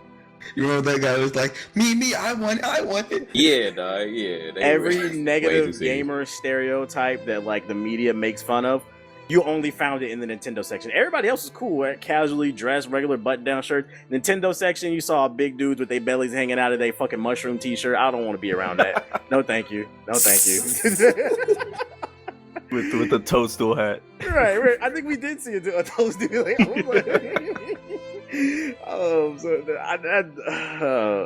didn't announce any games. We don't have nothing else to talk about. All I have is negative shit to say about it. And if you feel some type of way, fuck you. Let's move on to PC since we're talking about dumb shit and boring shit. Try to stay awake. I'm not gonna lie. Nintendo kind of saved PC because PC would have had the worst conference if it wasn't for Nintendo and Square Enix. But PC was up there. It was pretty fucking boring. All they announced was the Gears of War remaster, which I am admittedly excited about. Are y'all gonna be picking that one up? Yeah. Damn right. Yeah, but at the end of the day, it's a remaster. So I was gonna say, I will say about the PC conference, the host was like the best thing of it. That and that we were fucking with the camera the entire time. Right, we were just acting stupid. I was mad though because they put me next to that white boy on a laptop and he kept fucking coughing on me. I wanted to hit him, but they also announced Killer Instinct is coming to PC. Basically, what I got out of the PC conference is there's literally no reason to own an Xbox One. Pretty much, they're pushing Windows 10 a lot. Because all y'all games is coming to PC. So either get a PS4 or Wii U with a PC, but an Xbox One, I don't see the point of owning it. They also announced Heroes of the Storm expansion. That's whatever. Yeah. But the biggest thing, I guess, for PC was all the VR. We saw like the Walking Dead VR, the Oculus Rift games like Adrift and shit. What y'all think about all the VR headsets at E3? Damn, we just giving the PC conference like that? We done with them? What is there to talk about? Killer Instinct, Gears of War, Heroes of the Storm? Like, what are they talk about? You want to give them a grade? VR. I was gonna say VR is BG. under PC, man. Fuck the PC conference. That shit was boring, bro. Hey, it was 2 hours too long. Rise of Storm Vietnam though. That was cool. That's the first Vietnam like game. Okay, Moshi. I ain't setting trouble, bro. I ain't setting, Moshi. You remember when we played the original Red Storm or whatever that shit is called? Yeah. How long did we play it for? Well, but this is Vietnam though. In that game's defense, there was so great. negative We're gonna be energy hooked at on the heroin. time. But... Great. I don't want to play that shit. I'm good, bro. I don't Shout out to the that. vets out there, man. Oh, probably not watching this, but let me mention Cliffy B though, because my man disappointed me, yo. He disappointed me. I was looking forward to seeing something from his new game. He literally had nothing. I was like, Cliffy B, come on, bro. Like, you could have did this on your own time. You could have got interviewed somewhere else. I appreciate that you came, but I wanted to see some gameplay from your new game, dude. Hey, we got a new screenshot though. Yeah, we got a screenshot and a little walk around of one map. Like, come on, man. This man said, "Hey guys, I was on vacation. It was boring. I'm back, baby." Yeah, pretty much. Yeah. Drop the mic. He was like, "Man, I've been playing Counter-Strike the whole time," and I was like, "All right, man, I'm ready to come back into the game." I like sitting by my poolside, but I'm back. You already know. Hell, shout out to that dude who called us mooks. Because we probably sat in front of him. Yeah, I didn't want to talk about none of the VR shit that we saw. Oh, my god! I played. All right, so Adrift was cool, right? It was cool. The Oculus was cool, but I am sorry to say that it did not beat the experience I got from The Walking Dead. Like when I played The Walking Dead, I felt like I was like literally in it, bro. Like it was real. I was about to make a video saying that out of all the losers of E3, you know, we can think of Nintendo and all that, but it's Facebook, because the Oculus was the big thing that everybody was talking about, but it got beat by that VR Star, whatever it's called, in my opinion also. That was the better virtual experience.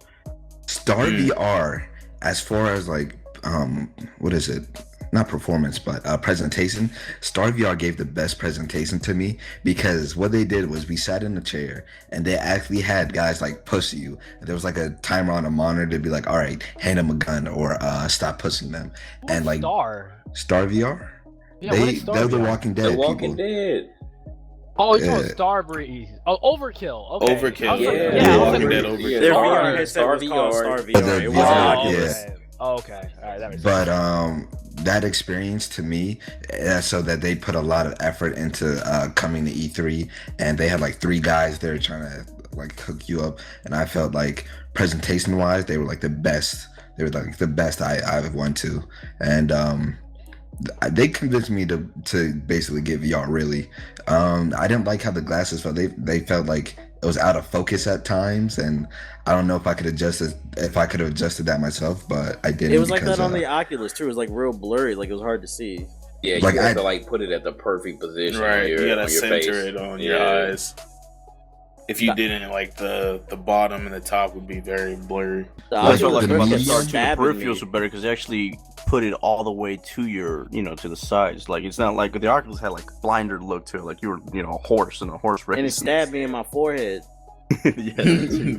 The Star VR, it felt like it covered like 135 angle of your view, like your entire view. Like exactly. I enjoyed it. So and then you could see like the bottom. Like the bottom had a curvature to it that felt nice. It worked though. I was surprised when we tried it. It worked. All I did was play a drift, but I kept you had to get used to it because I kept wanting to use the controller to like look around and adjust the camera, but like you actually have to move your head and look around in the environment, and the camera moves with you. So that was really cool. So it actually feels like you're in it. Like the control is just for basically walking forward. So like I would say VR actually works, but I don't know if I really want one in my household. Like I just see it in the arcade. I don't really see it as a household thing. And I don't know. I get one. I could see us using it just to like review a game, but like really like full commercial use of people like listen to the podcast. I don't think y'all would just sit there with like 3 hours on your time using a Oculus or Star VR. It varies person to person too, because like some people get motion sickness, some people like get headaches and stuff. Because like the dude who was helping me, Siggy and Motion, when we was playing Adrift, he kept it real with us. I was like, so how do you feel about the Oculus? We're like, do you think like this is gonna be big?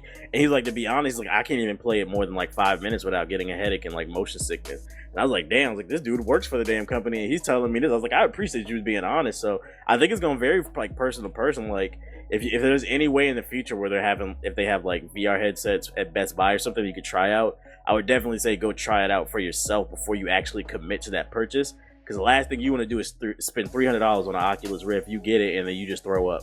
You're like, damn. Just remember to bring your own wipes.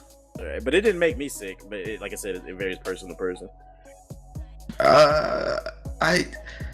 VR is a great concept, and the problem right now is too many companies are pushing it without actual consumer feedback or mass consumer feedback. How many VR headsets did we see? I think we saw at least 10 different brands. You remember that? There's the Oculus Rift, you guys. There's the Oculus Rift, but what you don't see at E3 is because all the big companies don't actually cover it. There was at least 10 different VR model headsets and brands out there, and including like mobile ones. Like it hasn't even released, and the market's already saturated. It's ridiculous. It was nice. You got and Steam is working on there. It's crazy. It is what you call it. Remember that the one with the phone, and it was like a little 1 minute demo. Yeah. This man Siggy, they stick your cell phone on the VR headset, and then like the cell phone accesses the screen, and like it's a mobile one. That man Siggy sat down for like 10 seconds and got up. He was like, yeah, that shit was trash. That shit was funny. Yeah. But let's go around and tell you what y'all think is for PC. Go ahead, Ethos. What would you give? Oh, wait. Why, the conference? Yeah. Because if you're talking about PC, you also got to include the hardware, from Razer to my boys at Bloody. Well, Razer I know at least makes console stuff too. What about Bloody? Oh my gosh, let me tell you about Bloody. And this is what Bloody got me. Not even because they helped Ethos, but what Bloody has, they have a software for their mouses and keyboards that allow you to change your macros and hotkeys. So basically, if you want your left click to be a right click, you can change it. Or it's a very conceptual program where if you basically know how to, if you have an imagination and can abuse the system, you can. Basically, Bloody has their software, and it allows you to. One guy that works with Bloody, he made the left click. When you hold down left click, it also moves the mouse like in the computer. It makes it read that it's moving the mouse down. So when you're shooting in the game, it automatically counters recoil. So like it kind of cheats like that. And he was telling me, what's the game engine to help protect against hacking, like with Battlefield? Punk Busters. Yeah, Punk Buster doesn't pick it up because the software is actually saved onto the mouse and doesn't have to be running. Then you can have like a button on your mouse where you click it, you can do a complete 180 if you wanted to. So I feel like it's a really cool conceptual program. Not everyone's going to be up for it, but I'm sure you can find like some basic uses. But as far as software-wise, Bloody had me. They had some cool hardware, but I was more impressed with the software. I saw some dope headphones from Razer. I'm really thinking about getting like some Krakens, or I forgot the brand, but they look pretty cool. But after the World of Tanks preview, you want some Krakens? Oh my gosh, we were in the World of War Gaming. Yeah, War Gaming. They had some nice headphones. I ain't gonna lie. I'm like, let me cop these real quick. True. Now we can go around the table with Ethos. What would you give the PC conference? Oh, he said come back to him. JG, what would you give the PC conference? I would give them a D because Cliffy B pissed me off and it was way too long. And it's funny because, talking to that one lady who was doing the PR for the PC conference, and we gave her that feedback. Like, it was way too long. And they showed a lot of games that I was like, yeah, I'm not even interested in. If they get a D, they got to work on it. But this is their first year. I'll give them that. Benefit of the doubt. I'll give it a D because they didn't show any like true like PC games, like shit like you just see it and it's just like, man, a Star right Citizen there. demo. I was expecting I was expecting Star Citizen to be there, and all Chris Roberts did was pop up on the screen and be like, hey, I can't be there because I'm too busy doing fun shit, so peace. And then I just don't feel like their lineup wasn't strong at all. And people there were just like, they were kind of lame.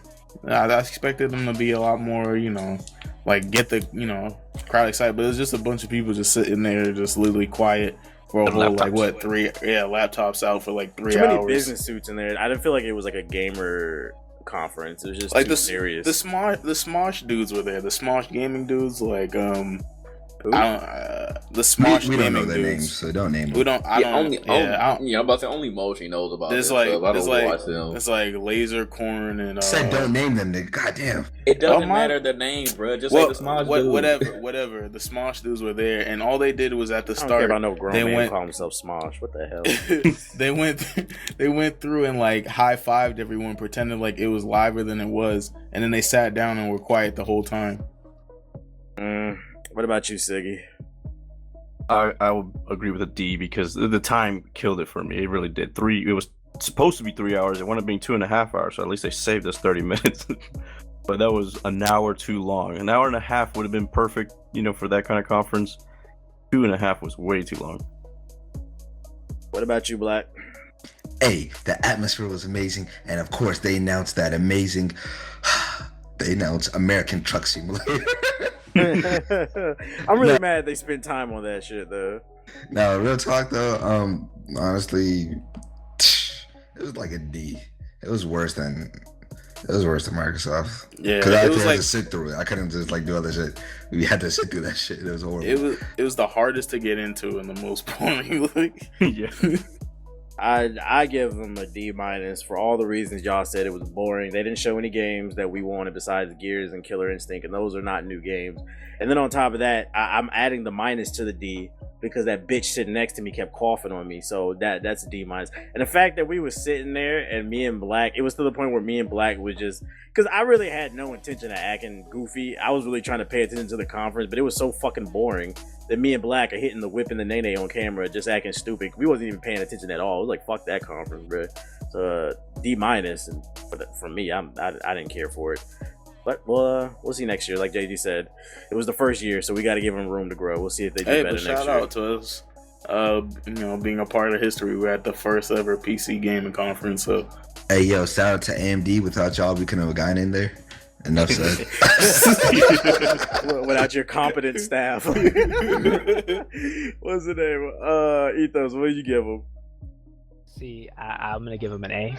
Now, I would do that if I was a PC elitist, but I'm not. I'm gonna give him an F because it was a failure on almost every account, except for PC. I would give him an F, true. Damn, and they swear we PC elitists, bro. We was not feeling that shit. So hopefully they will do better. At least they gave us pictures. Oh, nigga. Moving on to various other games that were showcased at other different whatever fucking conferences. Fallout 4. What do you guys think of Fallout 4? Game of the conference. I'm not into Fallout, but that trailer kind of sold me. That shit looked official. And it's coming out this year. That's a double win.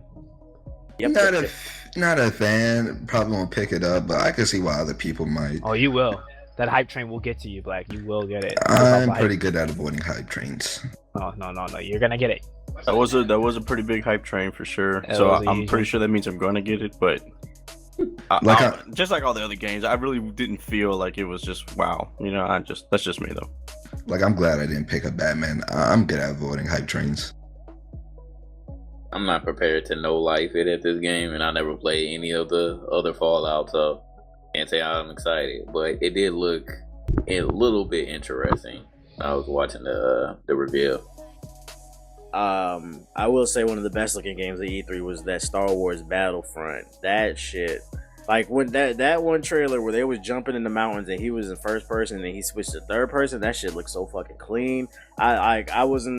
I didn't understand what the fuck Ethos was so hyped about, but I'm sold on Battlefront. I'm definitely picking that up day one. See, I just hope people need to stop getting on this hate bandwagon. Like, let them wait. Who was hating on it though? Everybody was. You remember when they showed the original thing?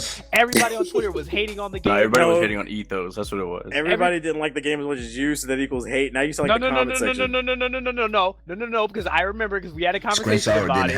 I have multiple tweets where I was like, people need to chill. People were talking like, damn, they didn't show us. No, that's not how the game's gonna look. And I was the one saying, yes, it is. That's how in game. And everybody was trying to fight me on Twitter, say, no, they're not. They're lying to you. Not you guys. I'm talking. I remember there was a huge. There was a huge list that came out of them hating on the game, saying, oh, there's no space battles. It was a huge hate bandwagon for the game before they showed that trailer. I called that. I was like, y'all need to chill. Just let them play the gameplay, then form your opinion. That was that whole conversation I was having with you about back then. That's That- just my that- opinion. That looked like that to me. That was the best game at E3 was Battlefront. No lie, it looked so smooth, so clean. Transition, everything about it was just awesome. Presentation was on point. Everything That's was great what about he's that game. Yeah, it sounded like you were actually in it. Like the sound design was phenomenal. Like you felt like you were actually in the movies. I'll say this, like I am as hyped as Ethos, and I actually got to play with JG. We played like a co-op horde mode, and that game is visually stunning. Like I am really impressed. I think there was like a second of frame drop. I don't know if You it was was playing that the game or another PS4 one. version, right? Yeah, Yeah, we played So PS4. imagine what it's gonna look like on PC. It was stunning. Like, oh my, I was like, bruh, they can do this. They can do this on console. Like, Greatness awaits. we were playing it and it plays good, it flows good.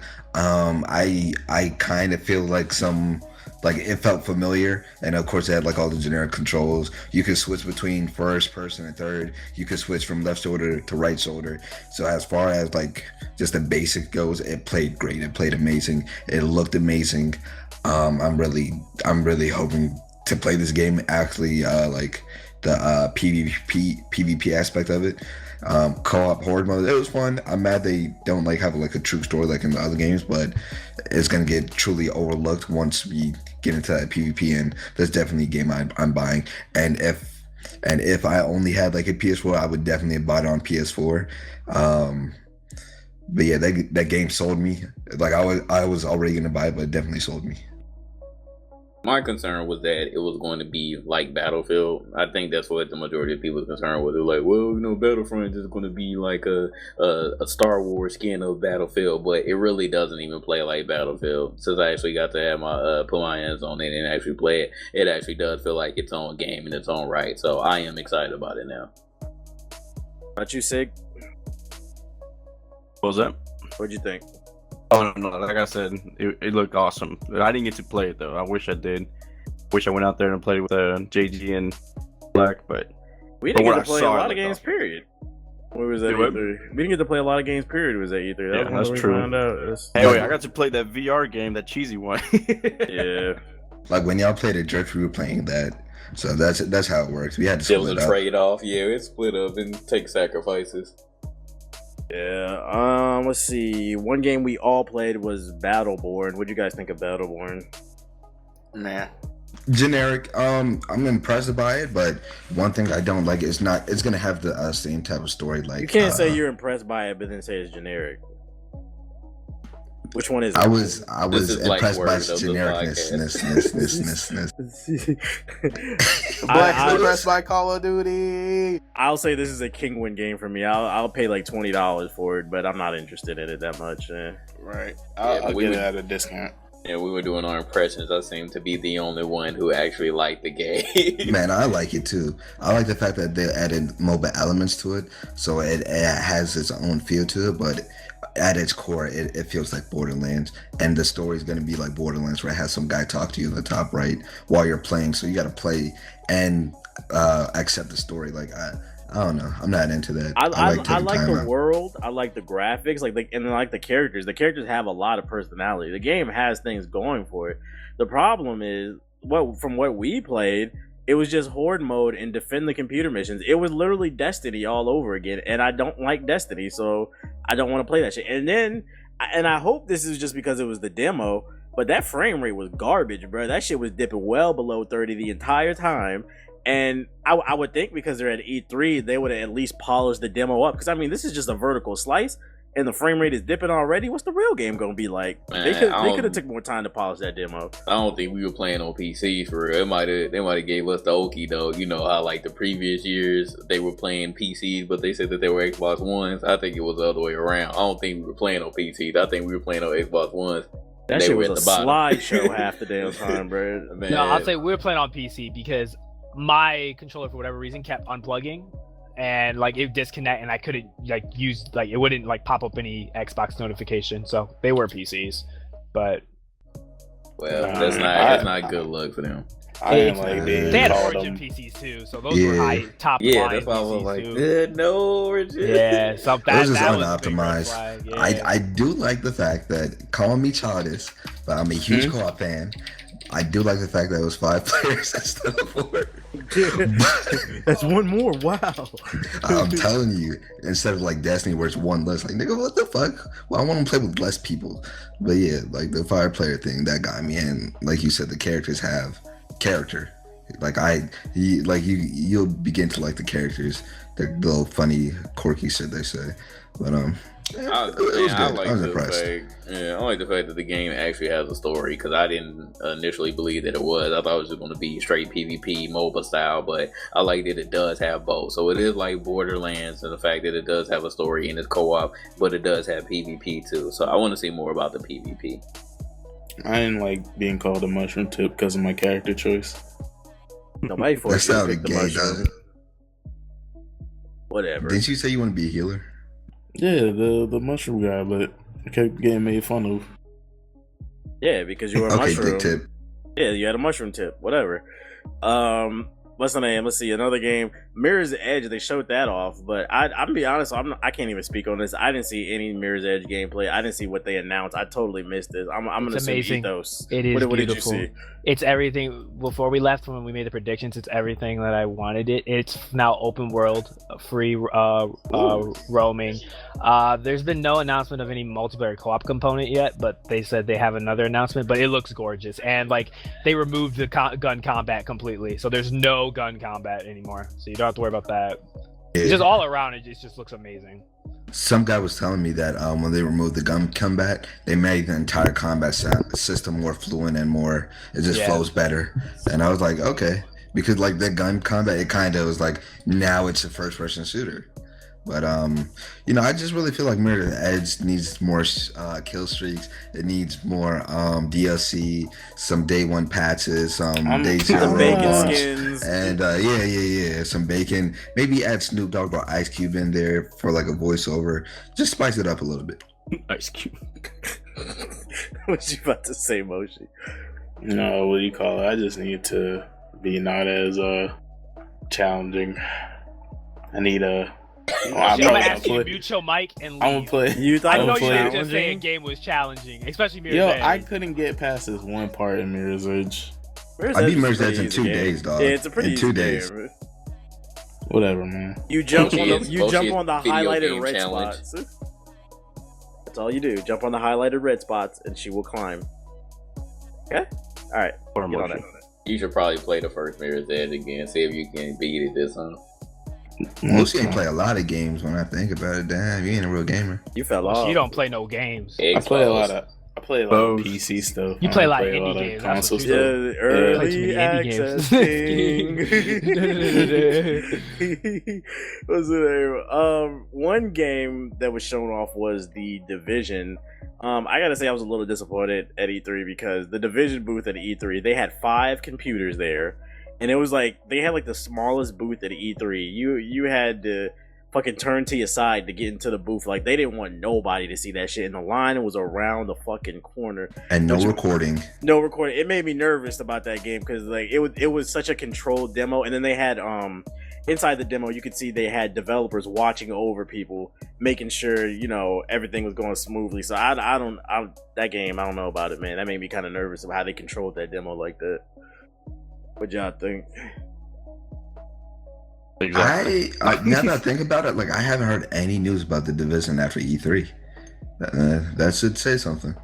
I just stopped caring. If it comes out, it comes out. It's probably going to be the most anticipated bullshit of 20 whatever year it comes out. Man, I'm more excited about that Ghost Recon now. Can I get to it, nigga? Damn. Hold on. That was next, you gotta hurry up, no you didn't. We might as well talk about it now since you want to bring it up. Probably Ubisoft's best game that they didn't even announce on the damn press conference. They just threw the trailer up on YouTube. Was fucking Ghost Recon Wildlands. That game looks fucking amazing, bro. Like it's in pre-alpha. I'll tell you why you should downgrade it. They showed it at the end of the their E3 press conference, and you know what other game also did that at the end of their E3 press conference? What? Give you a hint. It starts with W. Wii U Splatoon? Nah, I'm joking. Wiener Wednesdays. Watch Dogs. They did the same setup, so nothing gets past you, Ethos. 30K, dog. I mean, we just expected. We already know graphics downgrade's gonna hit it, and probably shit's not gonna be in the game that we promised. So, I mean, I'm excited for it still, but I'm gonna lower my expectations extremely with any Ubisoft game. I'm gonna cop it. I'll also get it probably, but yeah, because I love the last Ghost Recon. Hey, shout out to everybody with 30K. Shout out to 30K. Pew pew pew pew. He don't give a fuck. Let's see, a few more games that was announced. We had Tony Hawk, Unravel, the South Park sequel. Do any of those interest you? Yeah, South Park. Yeah. What do you think they could do to actually like keep the game fresh? Man, the story. It was all about the story in the first place. So, like, I don't care. I don't know. I something. enjoyed the gameplay when you could call out Jesus to shoot everybody. I enjoyed that. True. I like South Park. The best thing about South Park video game was it's like you're actually in the episode, and they got that down perfectly. So they literally just have to maybe add like 2 small things, and I would be okay with it because like I didn't even finish it, and I still felt like it was a great game. It was a sleeper hit. Yeah, man, they beat out what's his freaking name on The Call of dude Duty from House of Cards. Yeah, what's his name? That was Kevin Lacey, motherfucking Kevin. Kevin Spacey. No, They beat out Kevin Spacey. motherfucking Spacey. Kevin Right. Dick Ryder. motherfucking There you go. Spacey. You Dick I don't Ryder. know what. That's one of the greatest human beings on earth. You will respect that man. Dick Ryder. Dick He's just Kevin a Spacey. he's a House of Cards fanboy, so you already know. Y'all don't know what y'all missing. I watched I love it. that It's show. a pretty good show. Last but not least, let's end this podcast talking about Batman Arkham Knight. It came out since E3. The good, the bad, the ugly. Who wants to take the floor? Yeah. There's Let me no take good the good. with No, let me take the good because I don't have the game. That's why. Let's not let Well, you Ethos can't say talk anything about- because he made like a whole video I've about said it. everything. Yeah, I don't need to say anything. yeah, Go to my just channel. let Look that at my man corruption. go. That's everything. Stop plugging, you fucking noob. It's the truth. What else am I supposed to say? You're stealing the podcast views. Go ahead, though, Black. What do you want to say about Batman? No, that's it. I don't have it. I'm glad I didn't buy it. I was waiting, and I'm glad I waited. What do you think of the game, JG? I'm so disappointed. I really hate that the story is good because I'm going to play through it because I love the Batman games. They're really good, but it's just this game. Why did they have to do this to the PC version? It's just so many people to blame for this. Rocksteady, Iron Galaxy, and Nvidia.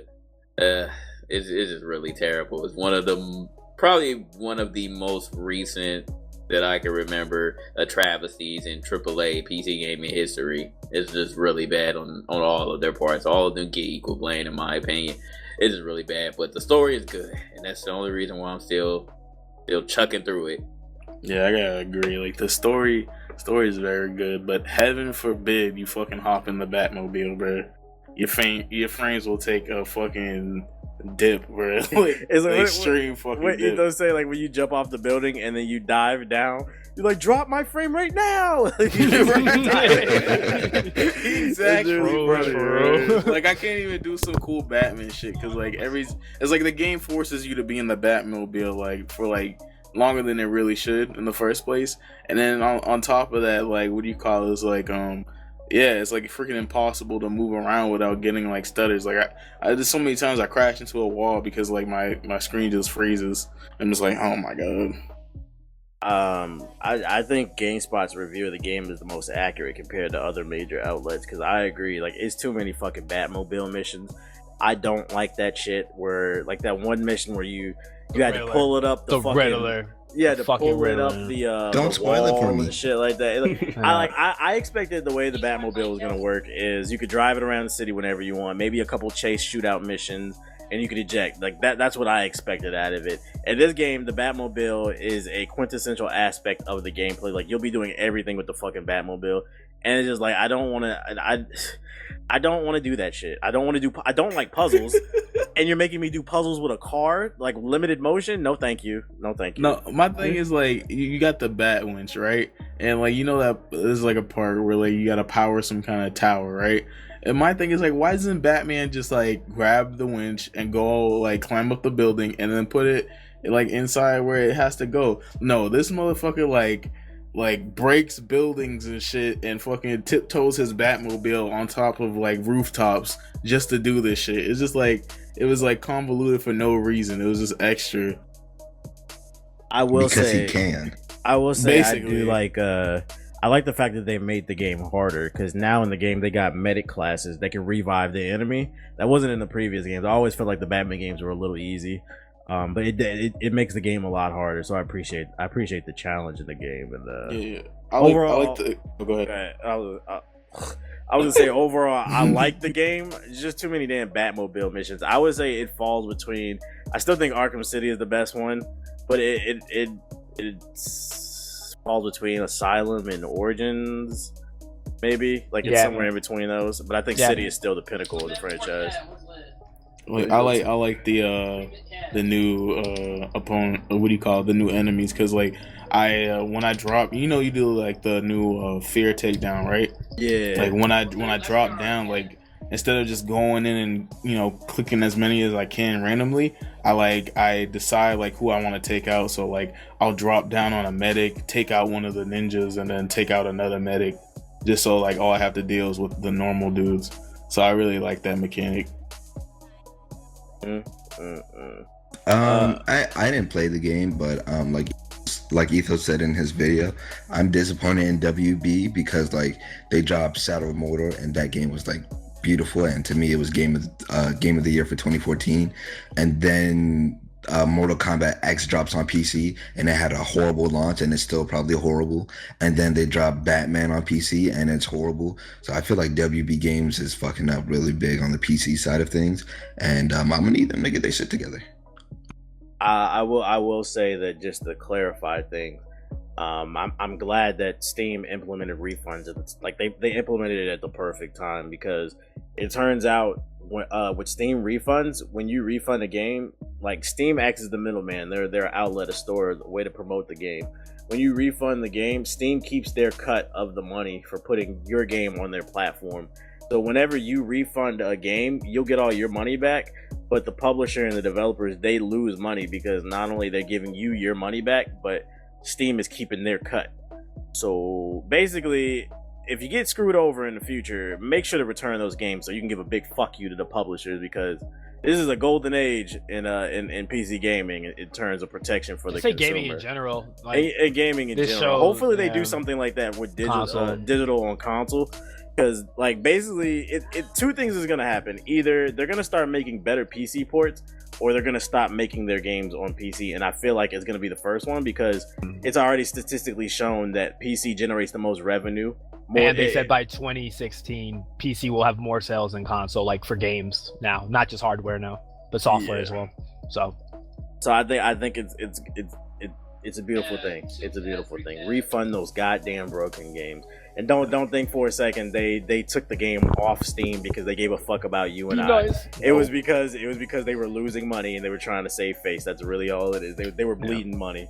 And don't think stop letting people buy these games and then do a refund because we're losing money. So and stop supporting this exclusive crap, this exclusive content crap. Stop it. Because that's the main reason why a lot of these games get screwed over, bro. They focus so much on this DLC, the season pass, this PS4 crap. They worked so much on that. I bet you money they forgot to work on the PC version. And 30 ways to get microtransactions into the game that never needs microtransactions. Well, you know, now kickstarting. You don't need to support it on PC, because you know they came out with the mod that unlocks like all the DLC characters, right? I already did that. Yeah, so fuck them, bro. and the only way that WB and Rocksteady can get back getting good with PC players is they give us all the story DLC.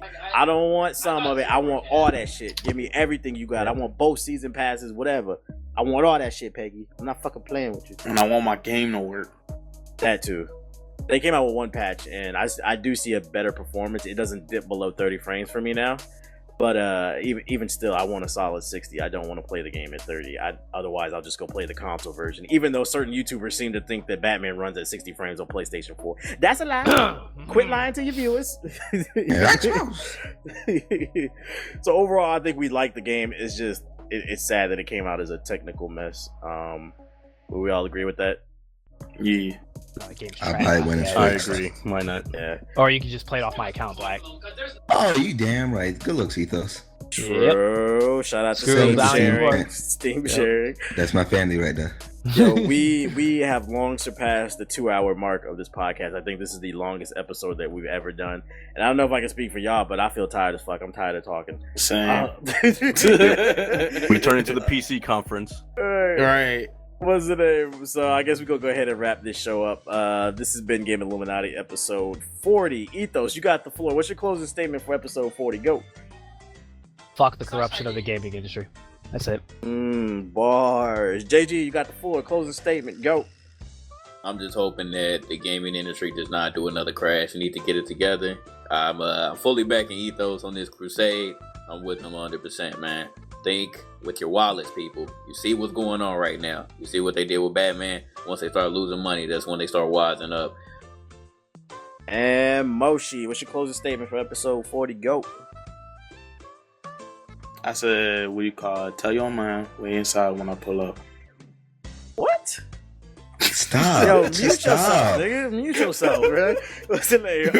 Siggy, what's your closing statement for Shout out to episode Meek Mill. 40? Go. I want to say shout out to the gaming Illuminati. I think we came in there. We were the rookies of the years afterwards on E3. Big things for next year. So thank you to anybody that helped us get there also. Oh yeah, most definitely. Shout out to all the people that donated. I want to change my end of statement. Moshi, Shout out to the Here man. you go. Shout out to the man Siggy Gum. That's the Game Illuminati secret weapon. Because man, a lot of the stuff that went down wouldn't have happened. What do you call it, without this man? This man was working magic. So I really appreciate that he came along for the trip, man. Shout out to you, Siggy. Thank you. There you have it, folks. Group I'm hug, supposed to faggots. tell people our fucking secret weapon. What's wrong with you? Now they're gonna attack the people we love and care about. This is the internet. What are you talking about, bro? All right, Black, what's your closing statement for episode 40? Go. Man, I want to say, shout out to Sienna from Hooters. The service was horrible, but you know what's up. Shout out to Brianna. She was the black chick at the bar. She was bad. Shout out to Chun Li. She was there. She was ugly in the face, but she had cakes. Shout out to Amanda. I forgot her last name. Amanda Blaine. Yeah. Shout out to hey yo, Ethos. What was the chick we met in E3 room? The media room. Don't forget the girl you took a picture with. Remember you made that your ad instantly. Yeah. Shout out to the girl from Dark Souls. She was bad. Shout out To Nicolette for getting us Nicolette. a War Gaming Party. Yeah, shout out to Nicolette. Shout out to Kelly from War Gaming. Shout out to all the chicks we talked to at LA. Shout out! This dude literally shouted out all women. Shout out to people. I'm not done yet. Shout out to nigga, Glitch. bro. Shout out to Glitch. She was cool. I met her at the maker party. Shout out to Serena. She was cool. Shout out to Alex. All right. Shout out to the pregnant lady at Bunker Hill for giving me free fries. Oh yeah, she was cool. Oh, Shout out to yeah, the she was pregnant cool. lady. Oh Okay, yeah, cool. true. Yeah, shout out to her. Hope her baby's doing great. Shout out to the crackheads. Cookie Monster. Crackheads. I'm not a fat head. Down. I'm not a fat ass, you bitches. What's the name, bruh? Oh yeah, hey, wait, and fuck that security guard at the after party. Just braced off my head. Oh, Look. true. Yeah, that wasn't funny. Hey, you'll be 21 next year, so you'll be good, Yeah, man. man. You'll be good. Was it you didn't miss it nothing anyway. So. Man, just watch the vlog, bro. Damn. Let's see. My closing statement for tonight is make sure go follow me on Vine. Go look at my Twitter at Mr_I keep it real and follow me on Vine. I made a Vine. I'm tired of you niggas stealing my videos, stealing all my views, eating off that shit, not giving me credit. So I made my own damn Vine. Follow that shit. Yeah, Black Hokage. This has been episode 40 of Gaming Illuminati. I'd like to thank you, the listener, for listening, or if you're viewing the video version, viewing the damn video. Remember, we are also available on iTunes, SoundCloud, and Stitcher Radio. If you're listening to it and you want to check out the video version, go check out youtube.com/theblackokage. Once again, thanks for listening, you guys. But we are out this bitch. Stay enlightened, gamers.